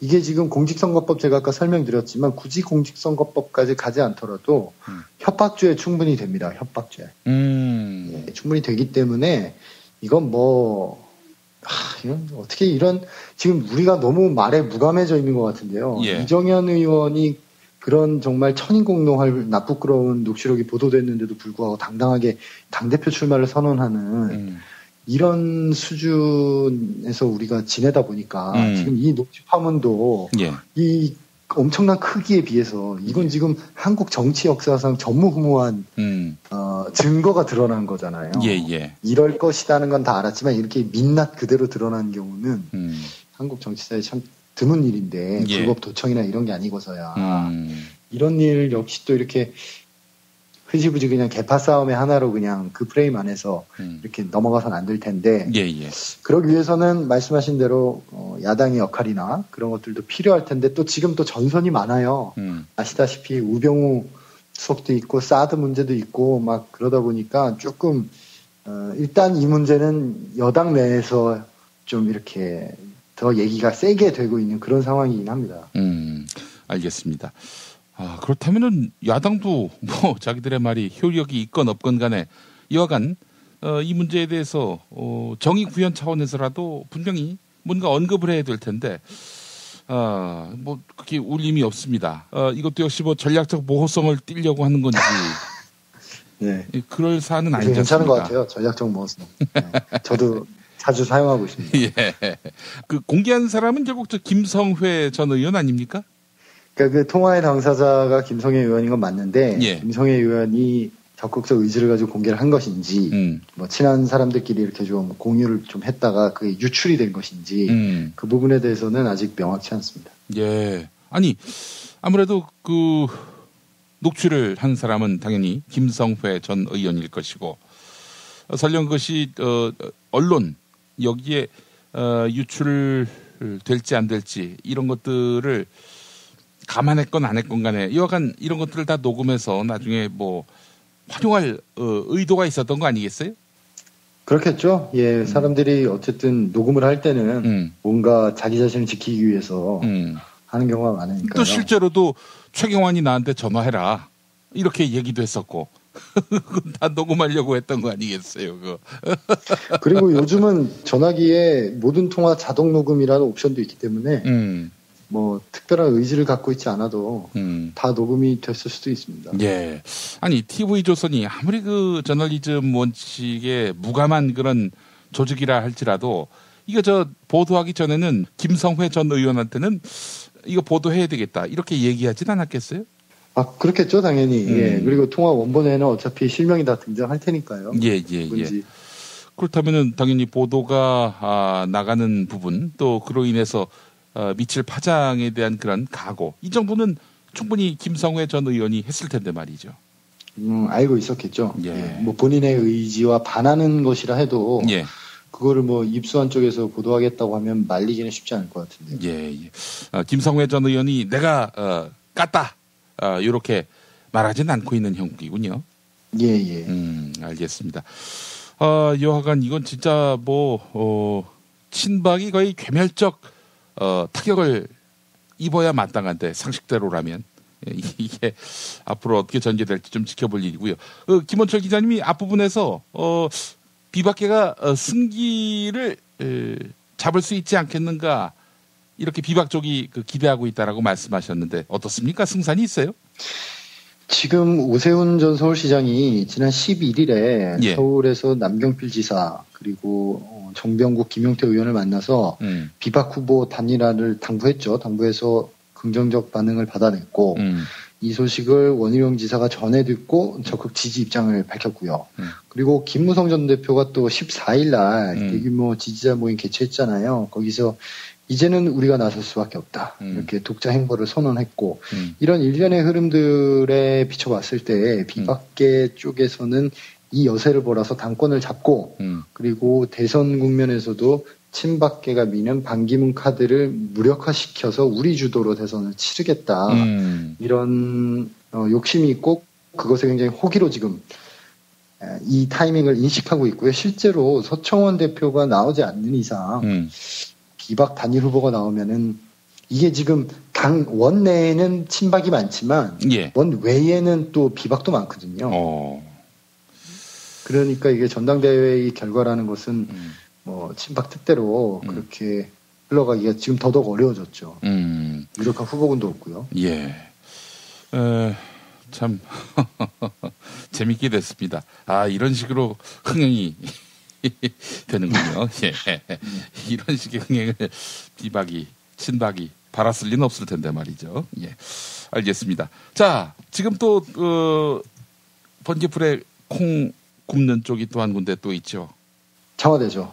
또 청와대인데, 그 우병우 수석 관련해서 지금 일단 해임을 하고 수사를 해야 되는 거 아니냐 이런 주장이 야권에서 나오고 있습니다. 예. 일단 우상호 원내대표가 그 얘기했고요. 일단 진경준 검사장 사건을 저희가 생각해 보면 특임 검사 임명해서 진실을 밝혔죠. 이 얘기는 그 검사장이니까 그 검사장보다 낮은 형사부장이나 이런 사람들이 수사하기가 어렵잖아요. 예. 그러니까 이 검사장보다 선배인 특임 검사를 임명해서 이 검사장을 수사하게 한 건데 지금 청와대 민정수석은 검찰 전체를 통할하잖아요. 예. 그러니까 이 사람을 검찰 조직 누가 수사를 할 수 있겠습니까? 지금 우병우 수석이 조선일보를 상대로 고소장을 제출해서 경향신문을 상대로도 했어요. 예, 경향 상대로도 했죠. 이렇게 되면 일종의 우수석의 부하가 우수석의 억울한 사연을 위해 수사하는 형국이기 때문에 그렇죠. 이런 형국은 어떤 결과가 나온다 한들 정의로워 보이는 것도 중요한 거거든요. 그렇죠. 그래서 이런 상태는 지금 바람직하지 않다. 그러므로 우수석을 해임하고 해임한 상태에서 뭐 진실을 밝히도록 해라. 이것이 우상호 원내대표의 주장이고 뭐 타당성이 있는 얘기 같습니다. 예. 타당성이 있는 얘기 같고. 사실 뭐 우병우 수석이 그건 억울하다 이런 정도로 해서 덮었다면은 별 문제가 아닐 텐데 이 본인이 이제 검찰에다가 형사 또 법원에다가 민사 이렇게 걸었단 말이죠. 그렇다면은 당연히 그 우병우 수석이 사실상 검찰의 상사인데 이게 공평하게 수사를 할 가능성이 만무한 거 아닙니까? 게다가 진경준 파문도 있는 판에. 그러니까 이거는 지금 조선일보와 경향 등에 나온 그런 의혹은 아예 논외로 치고 예. 진경준 검사장 사건 하나만 해도 우병우 수석은 자리에서 물러나야 됩니다. 예. 진경준 검사장의 인사검증을 책임졌던 사람이고 둘이 가까운 것은 천하가 아는 사실인데 예. 지금 뭔가 개인적 친분에 의해서 본인의 공직자로서 임무를 제대로 수행하지 못한 거잖아요. 못했다는 의혹 정도가 아니라 못한 것이기 때문에 이 부분에 대해서 이미 책임을 져야 되는데 지금 불거진 의혹들이 억울하다. 그래서 뭐 물러날 수 없다. 이 얘기는 좀 앞뒤가 안 맞는 것 같고요. 지금 뭐 법무부 장관 그리고 민정수석, 검찰총장 이 라인들이 다 책임을 져야 되는데 뭐 일각에서는 지금 법무부 장관 하나로 이 사태를 좀 가름해 보려는 움직임이 있었던 것 같아요. 근데 사실 인사는 민정수석이 다 했거든요. 지난 검찰 인사는. 그 소문이 파다했고 거의 사실이고요. 그래서 김현웅 법무장관 입장에서는 뭐 김현웅 법무장관도 잘한 건 없지만 사실 우병우 수석이 책임이 크다면 더 크다고 할 수 있는 거죠. 참. 다른 문제에 대해서는 관심이 없다가 자기 문제가 걸리니까 발끈하고 민정수석 뭐하러 있는 건지 참 아이고. 여하간 이 우병우 수석 문제 이건 결국 이제 박근혜 대통령이 어떻게 풀어가느냐 이게 또 숙제가 되겠네요. 예, 근데 뭐 절대로 뭐 순순히 자기 참모를 내놓는 사람이 아니기 때문에 아마 절대 해임하거나 그러진 않을 것 같고요. 지금 이 민정수석뿐만이 아니라 이런 수석비서관급들의 어떤 비리에 대해서 좀 들여다볼 수 있는 이 시스템이 굉장히 약한 것 같아요. 이번 그 우병우 수석 사건을 통해서 좀 점검을 해보니까 제가 어제 방송에서 특별감찰관 말씀을 드렸었는데 이게 사실 특별감찰관이 볼 수 없는 사건이더라고요. 우병우 수석 같은 경우에. 왜냐하면 수석비서관, 그러니까 민정수석이 감찰 대상이긴 한데 민정수석의 지위를 얻은 이후에 일어난 비위에 대해서만 특별감찰관에게 권한이 있어요. 그러니까 지금 문제는 변호사 때 했었다는 거 아니에요? 아니요, 수사기획관, 대검찰청 수사기획관 시절. 그 이전부터? 2011년의 일이니까 지금 조선일보가 보도한 그 넥슨 부동산 의혹. 그러니까 이건 민정수석의 신분으로 한 비위가 아닌 거죠. 그렇기 때문에 특별감찰관도 볼 수가 없고. 그렇다면 수사기관은 또 민정수석 다 아래에 있는 기관이니까 봐도 제대로 볼 수가 없고. 그럼 도대체 이 사람은 무슨 치외복권인가요? 이렇게 되는 거죠. 그래서 이런 미비점이 있어요. 그래서 지금 공수처 얘기가 또 나오는 건데요. 공수처. 고위공직자 비리수사처라고 하죠. 저는 뭐 사실 개인적으로 이 제도를 좀 반대합니다만 어쨌든 야당에서는 지금 이 사건을 기회로 공수처를 도입해야 된다 이렇게 얘기를 하고 있고 여기에 대해서 새누리당은 늘 반대하는 입장인데 최근에 또 그 김용태 의원이 당대표에 출마한 김용태 의원이 여야 지도부가 결단하면 못할 게 없다.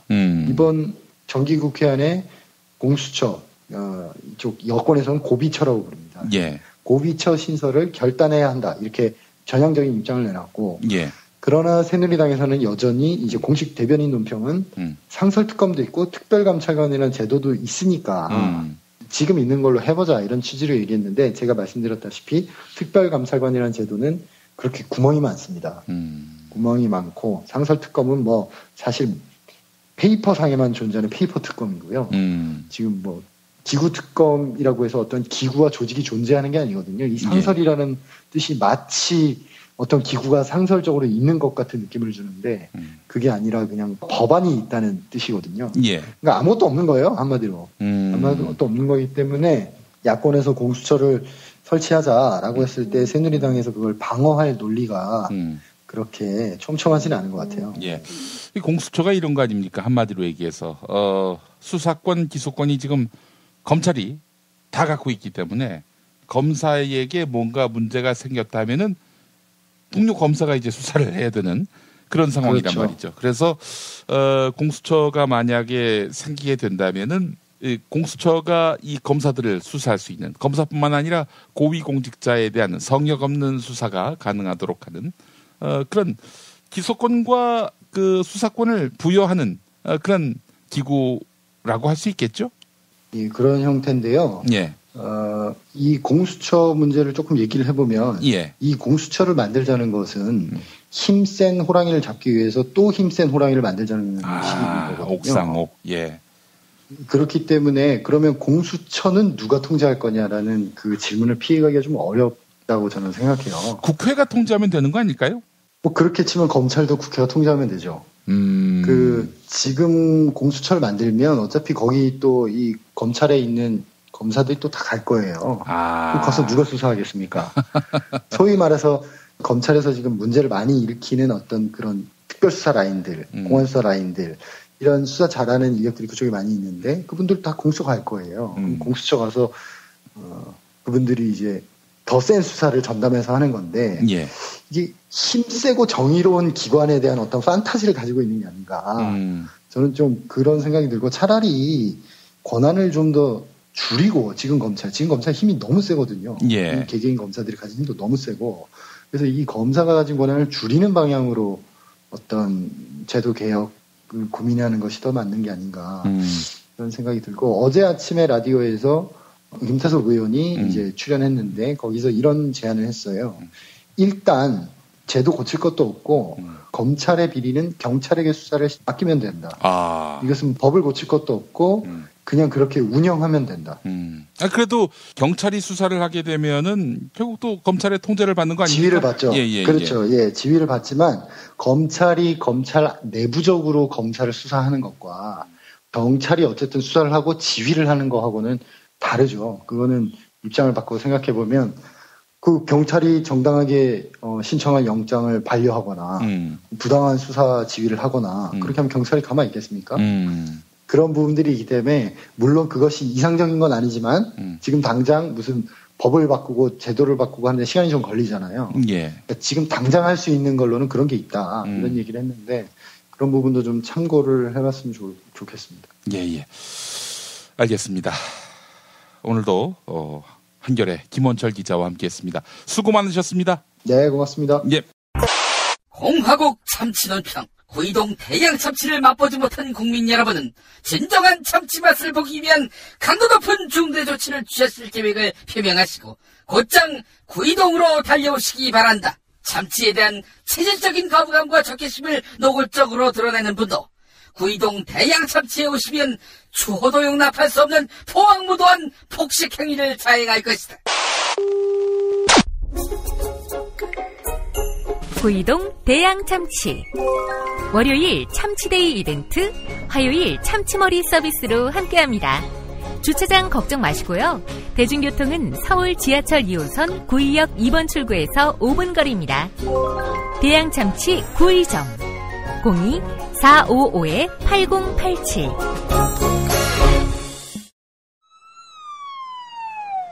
아유, 저 사고 큰데 사람이 많이 다쳤겠어요. 아니, 저 차량은 뭐가 그리 급하다고 과속 운전에 끼어들기까지 하나? 아니, 근데 운전자 보험은 가입했을까? 운전자 보험이요? 저런 인사사고 때에는 상대방한테 형사 합의금을 지불해주는 운전자 보험 말이에요. 변호사 비용도 주고 벌금도 보장해주는 운전자 보험. 아, 자동차 보험에서 보장해주지 않는 대인 합의금을 보장해주는 보험 말이에요? 그거 굉장히 비싸지 않나요? 아니에요. 난 7,000원 운전자 보험 카페에서 가입했는걸요. 뭐라고요? 7,000원 운전자 보험 카페? 홈쇼핑에서도 월 2만 원에서 3만 원이던데. 버스도 승합차도 트럭도 자가용이라면 7,000원 운전자 보험 카페. 우와, 대박. 비싼 보험료 때문에 힘드시죠? 풀보장 운전자 보험을 저렴하게 만나는 가장 좋은 방법. 다음 네이버 카페에서 7,000원 운전자 보험을 검색해보세요. 전화문의는 02-849-9730. 10년차 베테랑 손해보험 전문 설계사가 평일은 물론 주말 공휴일에도 상담해드립니다. 다시 한번 전화문의는 02-849-9730. 7,000원 운전자 보험, 택시, 버스, 트럭 등 영업용 차량 운전자 보험도 상담해드립니다. 당신이 알아야 할, 또 우리 공동체가 알아야 할 뉴스, 김용민이 챙겨드립니다. 지금은 제1부 뉴스 매거진과 함께하고 계십니다. 경제의 속살 들여다보겠습니다. 오늘도 민중의 소리 이완배 기자 만나봅니다. 이완배 기자님. 네, 안녕하십니까. 예, 8.15 광복절 특사설이 계속 나오고 있는데 이재현 CJ그룹 회장 본인도 사면 받을 것 같다 이렇게 판단한 것인지 재상고를 포기했어요. 네, 그렇습니다. 어제죠. 그러니까 이게 CJ그룹 이재현 회장이 법원에 재상고 포기 신청서를 제출을 했습니다. 예. 근데 이제 재상고하지 않겠다는 것은 형량이 확정된다는 걸 의미를 하는 겁니다. 이게 이제 왜 이렇게 됐냐면 원래 이재현 회장은 1심, 2심에서 전부 1,600억 원대 횡령, 배임, 요 혐의가 다 인정이 돼서 실형을 선고받았었습니다. 예. 근데 작년 9월에 대법원에서 그러니까 보통 조세포탈, 횡령 요런 건 다 인정을 하는데 원심을 인정을 하는데 배임에 대해서는 가중처벌이 조금 잘못됐다. 아주 사소한 부분이 잘못됐다. 이런 식으로 사건을 서울고법으로 되돌려 보냈거든요. 예. 이래서 이제 이재현 회장이 구사일생의 기회를 한 번 더 얻은 거죠. 예. 그래서 그때 아마 CJ는 집행유예 가능성에 굉장히 기대를 걸었던 걸로 기억이 됩니다. 그런데 12월 파기환송심이 열렸는데 결국 또 실형을 선고받았어요. 그래서 징역 2년 6개월, 벌금 252억 원. 다만 파기환송 전 판결에 비해서 형량은 6개월 줄어들었더라고요. 예. 그래서 이제 이재현 회장에게는 마지막 기회가 어떤 거였냐면 파기환송심에 대한 재상고, 요게 이제 마지막 기회로 남아 있었던 겁니다. 예. 그런데 지금 이 마지막 기회를 스스로 포기하겠다고 밝힌 거죠. 포기하게 된 이유는 뭐냐면 8월 15일에 박근혜 대통령이 이제 특별사면 보따리를 풀 예정이라고 하는데요. 특사 대상이 되려면 재판 중이어서는 안 된다는 겁니다. 실형이 확정된 사람만 사면 대상이 되기 때문에 CJ가 최근 며칠 동안에 되게 고민을 많이 했다고 하더라고요. 예. 재상고를 포기를 하고 사면을 노릴 것이냐. 그런데 이제 그렇게 하면 사면이 된다는 보장이 없는 거니까요. 최후의 법적 찬스를 포기를 하는 게 되니까 이제 고민을 많이 했겠죠. 예. 그런데 저는 일단 이 고민 과정이라고 발표되는 보도되는 걸 전혀 신뢰를 할 수가 없습니다.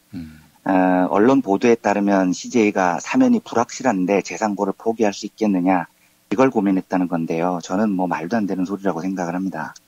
그러니까 청와대와 교감이 없이 재상고를 포기할 가능성이 저는 없다고 보거든요. 아마 청와대 쪽에서 분명한 시그널이 저는 당연히 있었다고 생각이 되고요.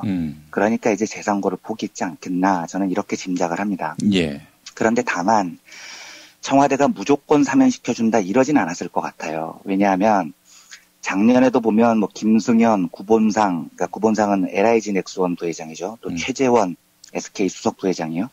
이런 사람들이 다 사면 리스트에 올라갔었거든요. 예. 근데 한참 간을 보다가 여론이 워낙 나쁘니까 결국은 최태원 회장 한 명만 사면을 시켰습니다. 이게 무슨 말이냐면 청와대가 준 시그널이 있다면 아마도 이런 걸 것 같아요. 사면을 시켜주고 싶은데 여론을 좀 봐야 된다. 뭐 요 정도가 아니었을까 저는 짐작을 합니다. 예.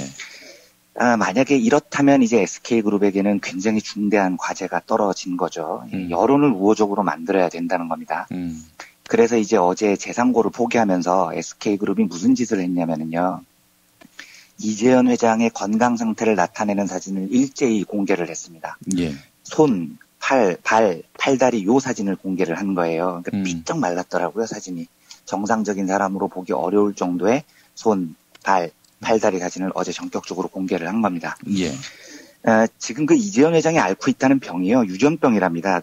저는 잘 모르는데 샤르코 마리투스? 뭐 이런 병이라고 합니다. 이게 예. 손과 발의 근육이 계속 소실되는 병이래요. 그래서 CJ 발표에 따르면 최근에는 엄지하고 검지 사이에 근육이 사라져서 이제 혼자 식사도 못 한다는 거죠. 예. 그리고 담당 의사 소견서도 발표가 됐습니다. 이식받은 신장이 자리를 잡지 못하고 거부 반응을 일으키고 있어서 단 며칠조차도 수감 생활이 불가능한 상황이다. 그래서 이제 CJ그룹은 재상고 포기하면서 형 집행정지 정지 신청서를 또 검찰에 제출을 했어요. 그러니까 법원과 검찰 양측에서 각각 이 신청이 받아들여지면 이 회장은 지금도 이제 서울대병원에 있거든요. 예. 당분간 더 병원에 머물 수 있게 되는 거죠. CJ그룹 관계자들 코멘트들이 이렇습니다. 이 회장은 법원 실사 등 행정 절차가 늦어져 단 며칠간이라도 수감 생활을 하게 되면 건강 상태가 악화될 것이다.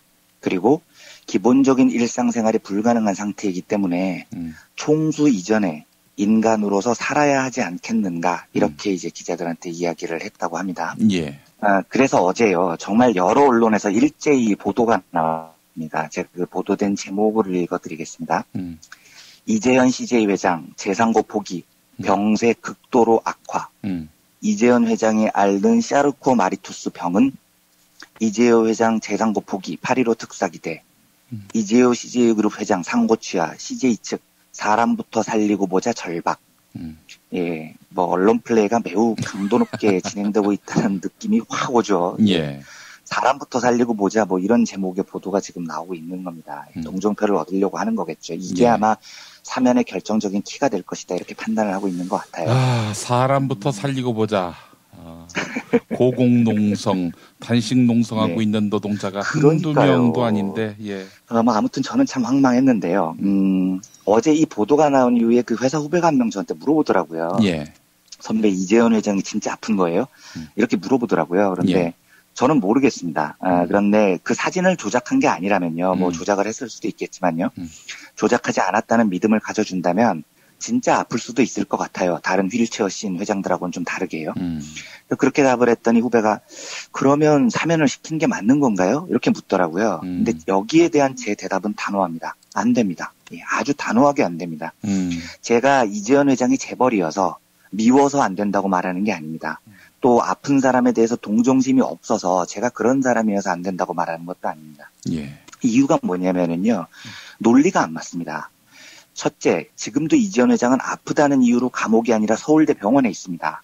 형 집행정지 혜택을 받고 있는 거예요. 예. 근데 아픈 게 사실이라면 사면이 돼도 병원에 있어야 됩니다. 병원에서 치료를 받을 거예요. 그러니까 사면되자마자 병석에서 벌떡 일어나는 기적이 일어나지 않는다면요. 어차피 병원에 있어야 하는데 왜 죄의 대가인 구속을 그 이유로 면제를 해줘야 됩니까? 이게 말이 안 된다는 거죠. 예. 형 집행정지라는 게요. 감옥 대신에 병원에 있는 날짜를 수감 날짜로 쳐주는 게 아닙니다. 그냥 형이 집행이 정지가 된 겁니다. 그래서 병이 나으면은 원칙적으로는 다시 2년 6개월을 고스란히 감옥에 가야 됩니다. 이재현 회장은 실질적으로 지금까지 하루도 제대로 수감 생활을 안 한 셈이에요. 근데 지금 CJ 논리는 뭐냐면 사람이 아프다 이겁니다. 그러면 제 논리는 뭐냐면 충분히 치료를 받으시라는 거예요. 예. 치료를 받고 정상적으로 감옥 생활을 하는 게 맞다는 겁니다. 그런데 만약 CJ가 이 이야기에 대해서 이렇게 반론을 하면요. 그게 아니고요. 이 병은 유전병이어서요. 절대 안 낫는 병이라서요. 이렇게 만약에 반론을 한다면 그렇다면 어차피 영원히 병원에서 치료를 받아야 된다는 거지 않습니까? 예. CJ 논리대로라면. 그러면 죽을 때까지 병원에서 치료를 받아야 한다면 더더욱 사면이 필요가 없는 겁니다. 계속 치료를 받아야 되니까요. 형 집행정지가 계속 이어질 테니까요. 예. 이게 지금 논리가 말이 안 맞는다는 겁니다. 그 사람 살리고 보자 하고 사면하고는 아무 상관이 없습니다. CJ가 착각을 하는 건요. 아무도 이 나라에서요.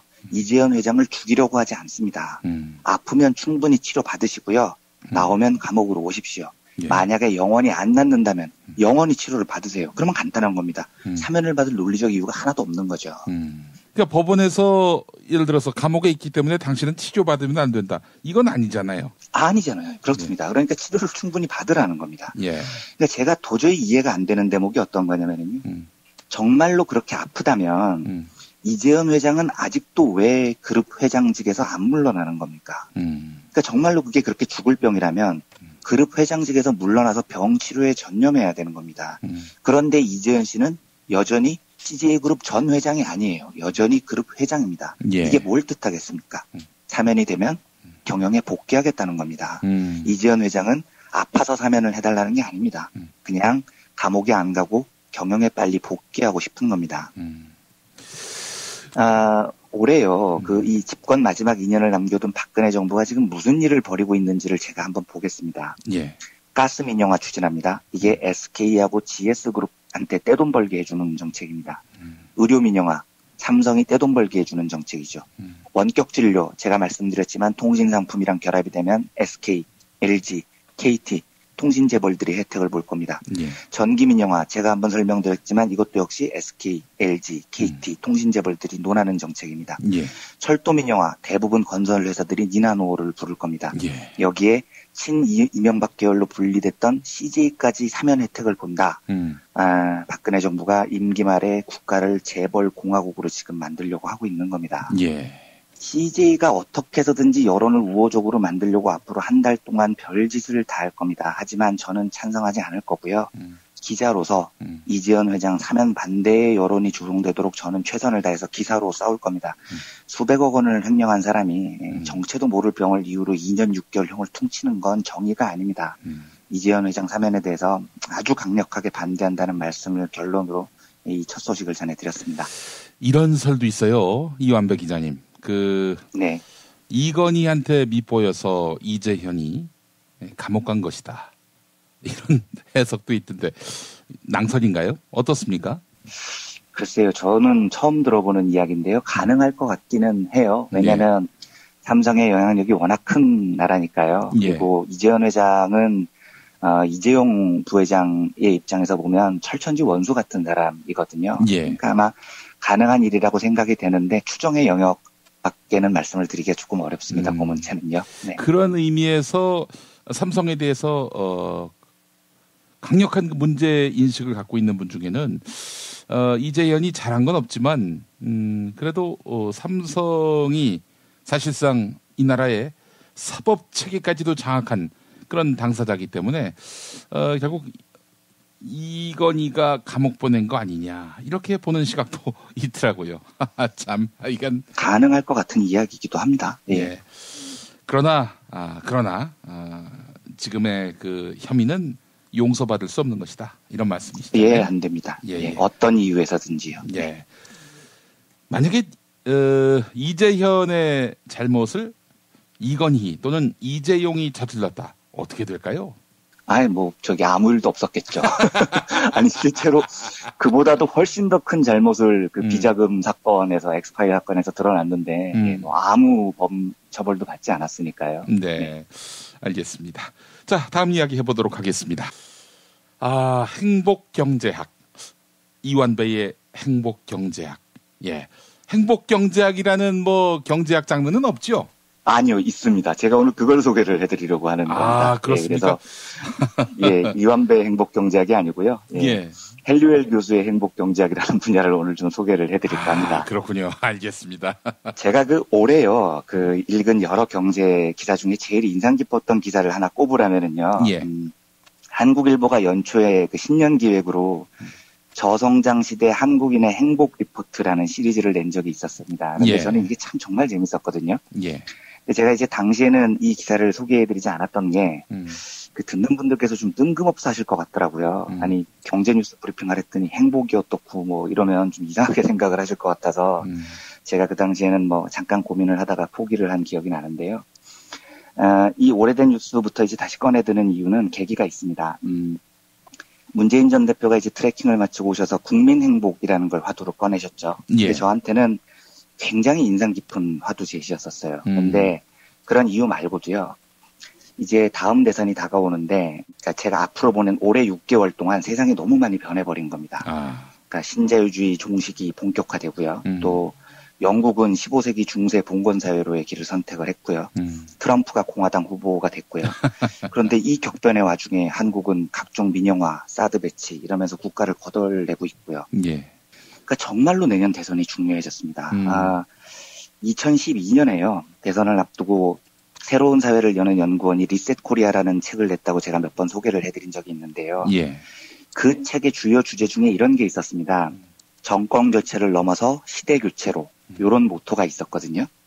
그러니까 새사연은 그 정권 교체 자체가 목적이 아니라 정말로 큰 틀에서 한국이 시대를 한번 바꾸는 그런 대선이 돼야 한다, 이렇게 주장을 했었습니다. 예.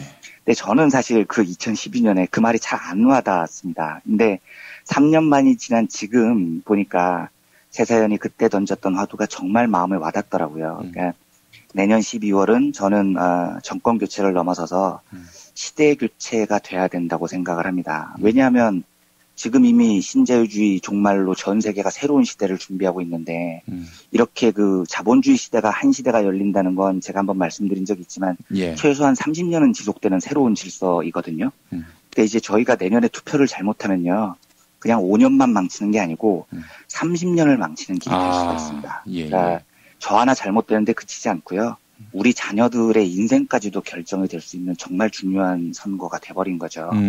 그런데 저는 이 중요한 대선에서 문재인 대표가 그 어디까지 저 행복이라는 화두를 끌고 갈지는 잘 모르겠습니다만 행복이라는 문제가 저는 부디 중요한 화두가 되기를 원합니다. 그러니까 우리가 새 시대를 맞을 때 경제 성장률, 수출 증가율 이런 수치 지표에 국한되지 않고요, 국민 행복도 이런 지표가 저는 새 시대의 기준이 됐으면 좋겠어요. 이게 제가 뭐 제 얘기를 해서 좀 그런데 제가 이제 1997년에 직장 생활을 시작한 이래 지금이 이제 가장 경제적으로는 안 좋거든요. 예. 그런데 행복도로 따지면 지금이 제일 행복한 것 같습니다. 이게 뭐라고 잘 논리적으로 설명은 못 드리겠는데 아무튼 지금이 저는 제일 좋습니다. 근데 예. 물론 이제 기본적인 생계는 보장이 돼야겠지만 그 생계가 보장이 된다는 전제가 있다면 우리가 살아가는데 행복이라는 게 단지 경제성장률, 1인당 국민소득, 하여튼 뭐 이걸 넘어서는 뭔가가 있지 않을까, 이런 생각이 든다는 겁니다. 예. 뭐 하고 싶은 일을 할 수 있다, 충분히 여가를 누린다, 뭐 하여튼 이런 기준이 분명히 있을 거라는 거죠. 예. 그래서 이 기준에 대한 그 경제학 분야를 오늘 소개를 해드리고 싶은 겁니다. 제가 요즘 느끼는 이 행복이라는 것에 대해서 이런 막연한 생각을 체계적으로 연구한 경제학 분야가 행복 경제학이라는 분야입니다. 이건 캐나다의 그 브리티시 컬럼비아 대학교라는 곳이 있는데 존 F. 헨리웰 명예교수가 만든 창시한 분야입니다. 예. 헨리웰 교수가요, 원래는요 뭐 하시던 분이시냐면은요, 계량 경제학이라고요, 막 숫자 가지고 하는 경제학 하셨던 분이세요. 막 더하고 곱하고 뭐 이런 거 하신 분이셨거든요. 예, 예. 근데 이제 이분이 어느 순간에 막 열심히 계산하다 보니까 숫자가 사람 행복을 담보해주지 않는다는 걸 깨달으신 거죠. 그래서 이제 숫자를 넘어서는 행복의 기준을 찾아서 경제학 지평을 넓히신 거고요. 그래서 지금은 이분이 2012년부터는요, 유엔이 지금 발간하는 세계 행복 보고서, 요거의 발간을 책임지고 있는 분입니다. 그래서 굉장히 영향력이 큰 분이죠. 헨리웰 교수가 대답을 하는데요, 행복 경제학에서 가장 중요한 기준이 뭐냐, 이렇게 물어보면요, 이렇게 대답을 합니다. 이게 지금 저희 청취자분들께서 공감이 되는지 한번 들어보셨으면 좋겠습니다. 행복의 가장 큰 기준, 어려울 때 의지할 사람이 얼마나 되느냐가 행복에 가장 큰 영향을 미친다, 이렇게 얘기를 합니다. 예. 공감이 되시는지 모르겠는데 저는 공감이 됩니다. 내가 어려울 때 의지가 되어주는 사람이 있다면, 그것도 많이 있다면 저는 확실히 행복할 것 같습니다. 예. 근데 이제 요까지는 그냥 철학적인 이야기인데요. 헨리웰 교수가 이걸 경제학적으로 어떻게 발전시키냐면요, 사람들이 굉장히 많이 어렵다, 그런데 어려울 때 누구한테 의지할 수 있으면 굉장히 행복해진다. 그렇다면 이 행복의 가장 중요한 요소를 충족시키기 위한 가장 보편적인 방법이 뭐냐? 사람들이 어려울 때 의지할 수 있는 친구가 바로 국가가 되면 되는 것이다. 이렇게 설명을 하는 겁니다. 예, 예. 이것도 공감이 되지 않습니까? 그러니까 예. 내가 어려운데 어려울 때마다 항상 국가에 의지할 수 있으면, 그러니까 국가라는 건 모든 국민들에게 보편적으로 열려있는 존재지 않습니까? 예. 그러면 대부분의 사람들이 행복할 수 있다는 겁니다. 그래서 이 헨리웰 교수가 행복 보고서를 발표를 할 때 중요한 기준을 6가지를 제시를 하거든요. 예. 6가지를 제가 조금 이따 말씀드리겠습니다만 그 중에서 제일 중요한 기준이 뭡니까? 이렇게 물어보면 국가가 제공하는 사회적 지원, 소셜 서포트 이게 제일 중요하다 이렇게 단언을 하는 겁니다. 여기서부터도 한번 공감이 되시는지 들어보시면 좋을 것 같습니다. 유엔 행복 보고서라는 게요. 제시하는 행복의 기준이 6가지가 있습니다. 근데 예. 물론 여기에는요. 1인당 GDP도 들어있어요. 그러니까 기본적으로 어느 정도 경제적인 풍요가 있어야 한다는 전제도 당연히 있습니다. 근데 나머지 5가지 기준이 뭐냐면요. 건강하게 살 수 있는 기대 수명, 자유로운 삶의 선택, 관대성, 부패에 대한 인식, 그리고 조금 전에 말씀드렸던 사회적 지원, 소셜 서포트 이런 겁니다. 그러니까 GDP는 6가지 중에 하나일 뿐이에요. 나머지는 관대성, 건강하게 얼마나 오래 살 수 있느냐, 자유롭게 삶을 선택할 수 있느냐, 그 사회가 부패하지 않았느냐, 그리고 국가가 내가 어려울 때 벗이 되어줄 수 있느냐, 이 나머지 기준이 5가지가 이런 겁니다. 예.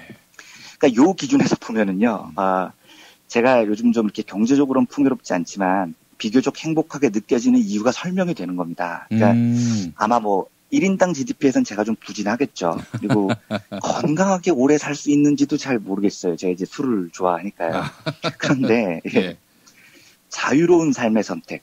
저는 지금 이게 돼 있는 겁니다. 예. 그리고 관대성. 이 관대성이라는 건 사회에 얼마나 사람들이 기여하고 사느냐 이런 거거든요. 그런데 예. 저는 민중의 소리라는 좋은 조직에서 또 김용민 PD님 같은 좋은 분들하고 따뜻하고 다정하게 의사소통하면서 저는 사회를 위해서 저는 바른 일을 하고 있다고 믿습니다. 그러니까 이 두 요소가 지금 저를 굉장히 행복하게 만들고 있는 것 같습니다. 근데 한국은요, 그 유엔이 이제 3월에 세계 행복 보고서를 발표를 했는데 157개국 중에요. 순위가 무려 58입니다. 이게 작년보다 10일이나 폭락을 한 수치예요. 예. 이거 진짜 저는 이거 보고 쪽팔리더라고요. 그런데 논리적으로는 이해가 됩니다. 한번 생각을 해보십시오. GDP가 충분한가요? 뭐 조금 충분하다고 치죠. 우리나라 GDP가요. 그러면 충분히 우리가 오래 건강하게 살 것이라는 믿음이 있습니까? 의료 민영화하겠다고 지금 이 난리를 치고 있는데요. 정말 각자 개인들이 하고 싶은 일을 하고 사시나요? 천만의 말씀인 거죠. 내 주변에 따뜻하고 관대한 사람들로 채워져 있습니까? 한국이 부패하지 않고 공정한 사회인가요? 그리고 무엇보다도요, 헨리웰 교수가 가장 중요하다고 말하는 내가 힘들고 괴로울 때 국가를 믿고 의지할 수 있습니까? 제가 보기엔 단 1개도 안 되는 겁니다. 이러니까 58위가 나오는 게 당연한 거죠. 특히 그 헨리웰 교수가 6개 요소 중에 제일 중요한 분야라고 생각했던 국가가 내 벗이 된다는 부분이요. 사회적 지원 분야. 이 분야 우리나라 점수가요 0.778입니다. 이게 OECD 평균 0.905보다 낮은 건 뭐 당연하고요. 세계 평균, 그러니까 157개국 평균이 0.810보다도 훨씬 낮습니다. 이게 어떻게 측정을 하냐면 이렇게 묻거든요. 여러분이 어려움에 부딪혔을 때 도움을 받을 수 있습니까? 이렇게 묻는 겁니다. 그런데 한국 사람들은 대부분 천만에요. 이렇게 답을 하는 겁니다. 이게 지금 우리가 살고 있는 사회의 현실인 거죠. 자유로운 삶의 선택, 이 분야에서도 한국 점수가 0.637인데요. 이것도 뭐 OECD 평균 0.799보다는 한참 낮고요. 157개국 평균 0.723보다도 낮습니다. 그러니까 사람들한테 지금 하고 싶은 일을 하고 사십니까? 이렇게 물어보면 대부분 한국인들은 천만에요. 이렇게 답을 해버린 겁니다. 이렇게 행복에 대한 이야기를 하면 대부분 나오는 반론이 이런 겁니다. 행복만 추구를 하다 보면 경제 발전이 안 되지 않냐. 그러면 결국은 GDP가 망가지고 먹고 살기 힘들어지는데 그러면 결국 행복도 없어지는 건 아니냐. 이런 반론이 나오거든요. 예. 근데 여기에 대해서 헨리웰 교수 설명을 제가 읽어드리겠습니다. 행복과 경제 발전은 경제 사회적으로 서로 영향을 주고받는 요소들이다. 행복 수준이 높아지면 거꾸로 경제 활력도 좋아진다. 직장에서 동료를 신뢰하고 이해하고 좋아하는 사람들은 행복하면서도 더 혁신적이고 생산적일 가능성이 크다. 물론 직장의 행복 수준이라는 걸 높이려는 시도는 그 자체가 목적이어야 된다.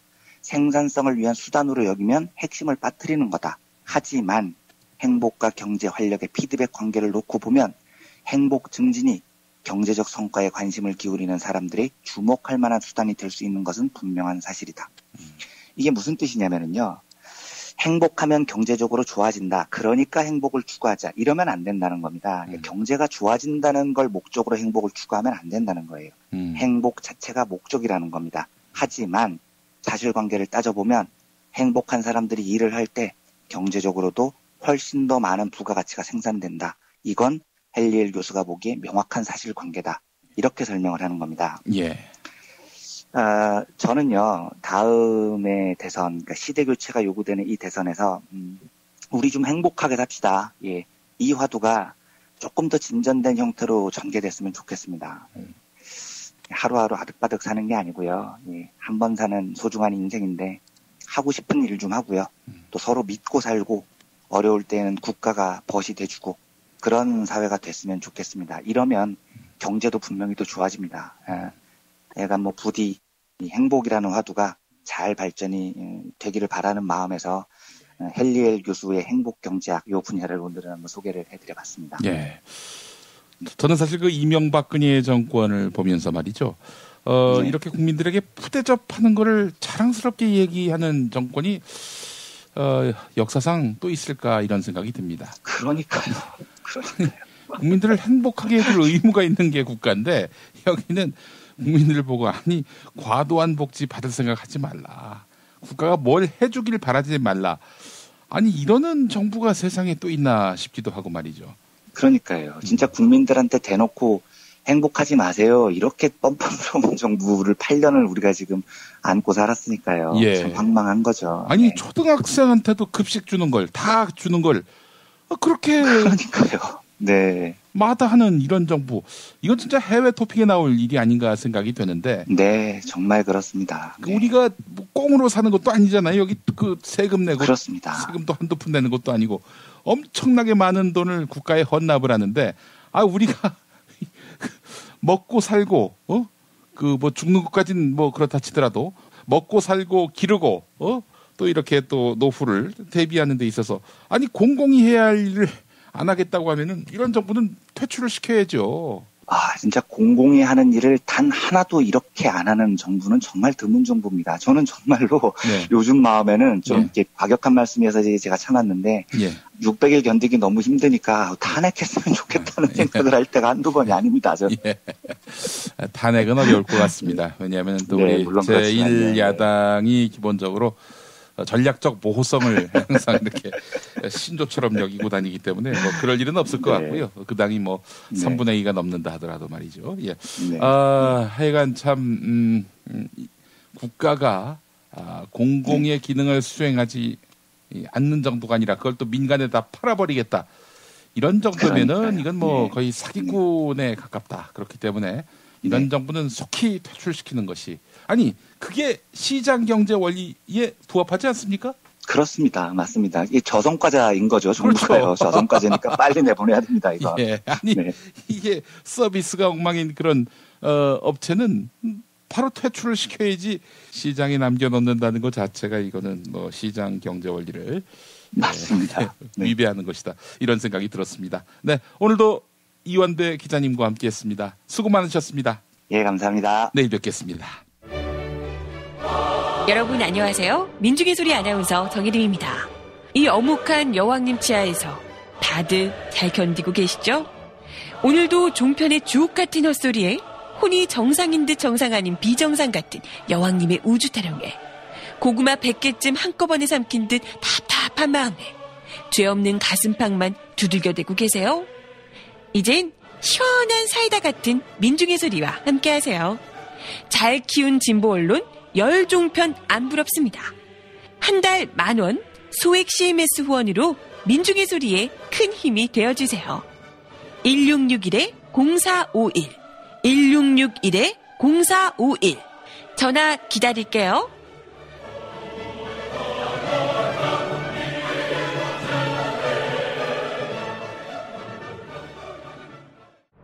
지금처럼 사는 게 싫습니까?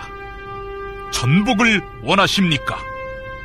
그렇다면 와우 전복을 드십시오.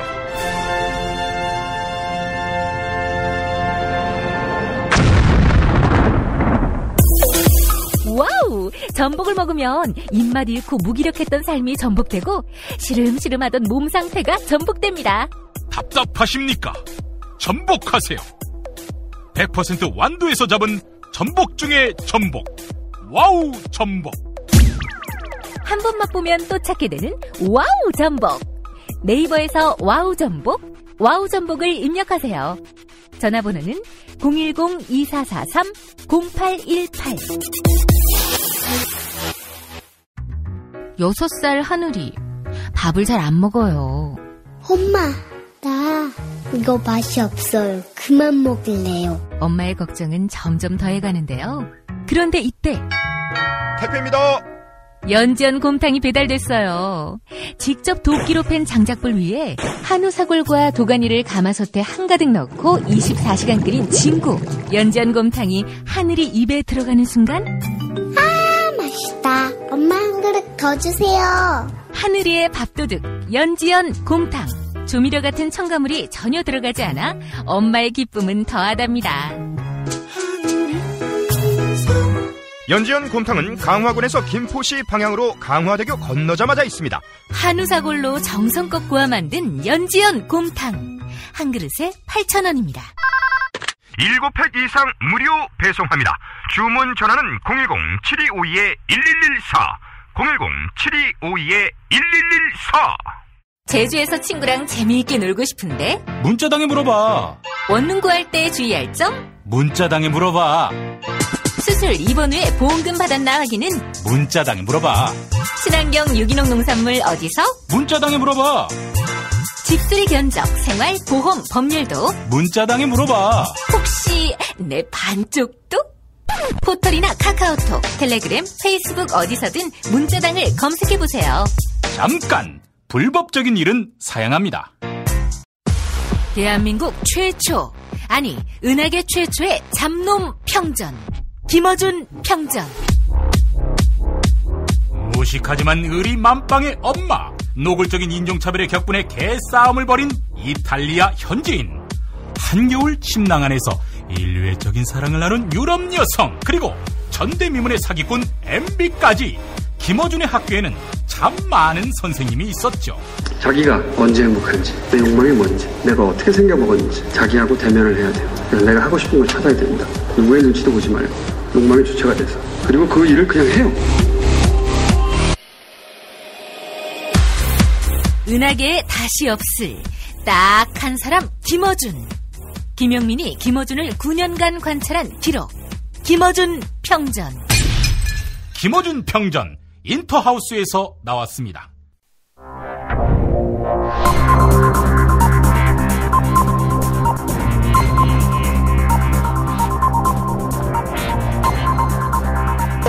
공화국 논평. 요새 들어서 여러 건으로 박근혜 동지를 괴롭히는 조선일보가 갈수록 종북 성향이 농후해져 끝내 북조선일보가 돼간다고 우려와 분노를 표하시는 박근혜 동지께서는 최근 우병우 처가 부동산 매도, 또 김성회 녹취 보도로 박 동지를 열뻗치게 만들고 있는 조선일보에 대해 강도 높은 국가적 중대 조치를 취하실 계획을 표명하시고 구체적인 공격 방침을 제시하시었다. 경애하는 박근혜 동지의 단호한 결심은 한때 통일은 대박이다로서 조선일보 통일펀드를 강력하게 밀어줬음에도 발등에 도끼를 찍는 배반신문의 본색을 드러낸 데 대한 강력한 응징의 의지다. 2007년 대선 국면에서 노골적으로 이명박을 지지한 터라 극도로 빈정상하게 만들었지만 2012년 야당을 뭉개는 일에 앞장서면서 그럼 그렇지 나한테 줄 서지 않을 수 없는 조선일보지 이렇게 생각했던 박동지였다. 사실 박동지의 아버지는 조선일보 사주의 아버지와 밤과 낮에 대통령직을 나누어 가졌던 사이였음을 떠올리면 막역한 정도를 넘어선 특별한 관계라 하겠다. 그런데 권력의 근간을 흔드는 망동을 거듭하는 현실은 박동지를 참을 수 없이 모독하고 우롱하고 천추의 한이 될 망동을 저지르는 것이라 아니할 수 없다. 이는 처절한 대가를 자초하는 악수 중에 최악수가 될 것이다. 박동지는 조선일보가 그렇게 안전성을 확신하고 안보상 설치가 꼭 필요하다고 판단하는 사드를 의정부에 있는 조선일보 방시일가 묘역에 배치하라고 지시하시었다. 하늘을 향해 쏘는 것이고 100m 이내에서도 텔레비전만큼의 전자파가 나온다고 하니까 뭐가 걱정이란 말인가. 만약 조선일보 사주 일가가 반발한다면 조선일보 사주는 현재 서울 시민인 점을 감안해서 외부 세력의 반발이다, 외부 세력의 개입이다, 이렇게 규정하면 될 것이다. 조선일보의 거듭된 도발은 박동지에 대한 체질적인 거부감과 적개심을 노골적으로 드러내는 것으로서 추호도 용납할 수 없는 포악무도한 도발 행위임을 똑똑히 알아야 할 것이다. 조선일보 사주일가는 박근혜 동지에게 찾아가서 큰 절을 올리고 참회의 눈물을 흘리며 그 자리에서 한 번 친박은 영원한 친박이라며 박동지와 함께 순장하겠다고 고백해야 할 것이다.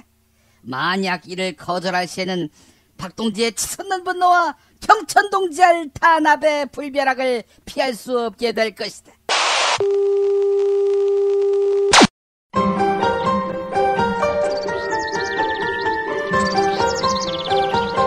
오늘의 날씨. 오늘은 전국이 대체로 맑겠고요. 낮에는 찜통더위가 이어지겠습니다. 낮 기온은 서울 32도, 대전, 광주 31도로 수도권은 이틀째 폭염이 예상됩니다. 기상청은 목요일인 내일은 중부지방에 장맛비가 내리면서 폭염이 누그러들 것으로 내다봤습니다. 새누리당 김성회 전 의원의 녹취록을 둘러싸고 논란이 일자 서청원 의원이 전당대회 당대표 불출마 선언을 했지만 이 정도로 넘어갈 일이 아니다. 선거관리위원회는 당장 조사에 나서야 하고 필요하다면 검찰 수사도 해야 한다. 공직선거법 제237조 선거의 자유 방해죄는 당내 경선 후보자를 협박하거나 경선 운동을 방해하거나 위계, 사술 등 부정한 방법으로 당내 경선의 자유를 방해할 경우 5년 이하의 징역 또는 1,000만 원 이하의 벌금에 처하도록 규정하고 있다. 그러나 무엇보다도 시민이 궁금해하는 것은 대통령의 뜻이 이들 말대로 실제했는지 여부다. 박근혜 대통령이 직접 입장을 밝혀야 한다. 네, 이상은 오늘자 경향신문 사설의 일부분이었습니다. 과연 박근혜 대통령이 직접 입장을 밝힐까요? 네, 뉴스 매거진 마치겠습니다.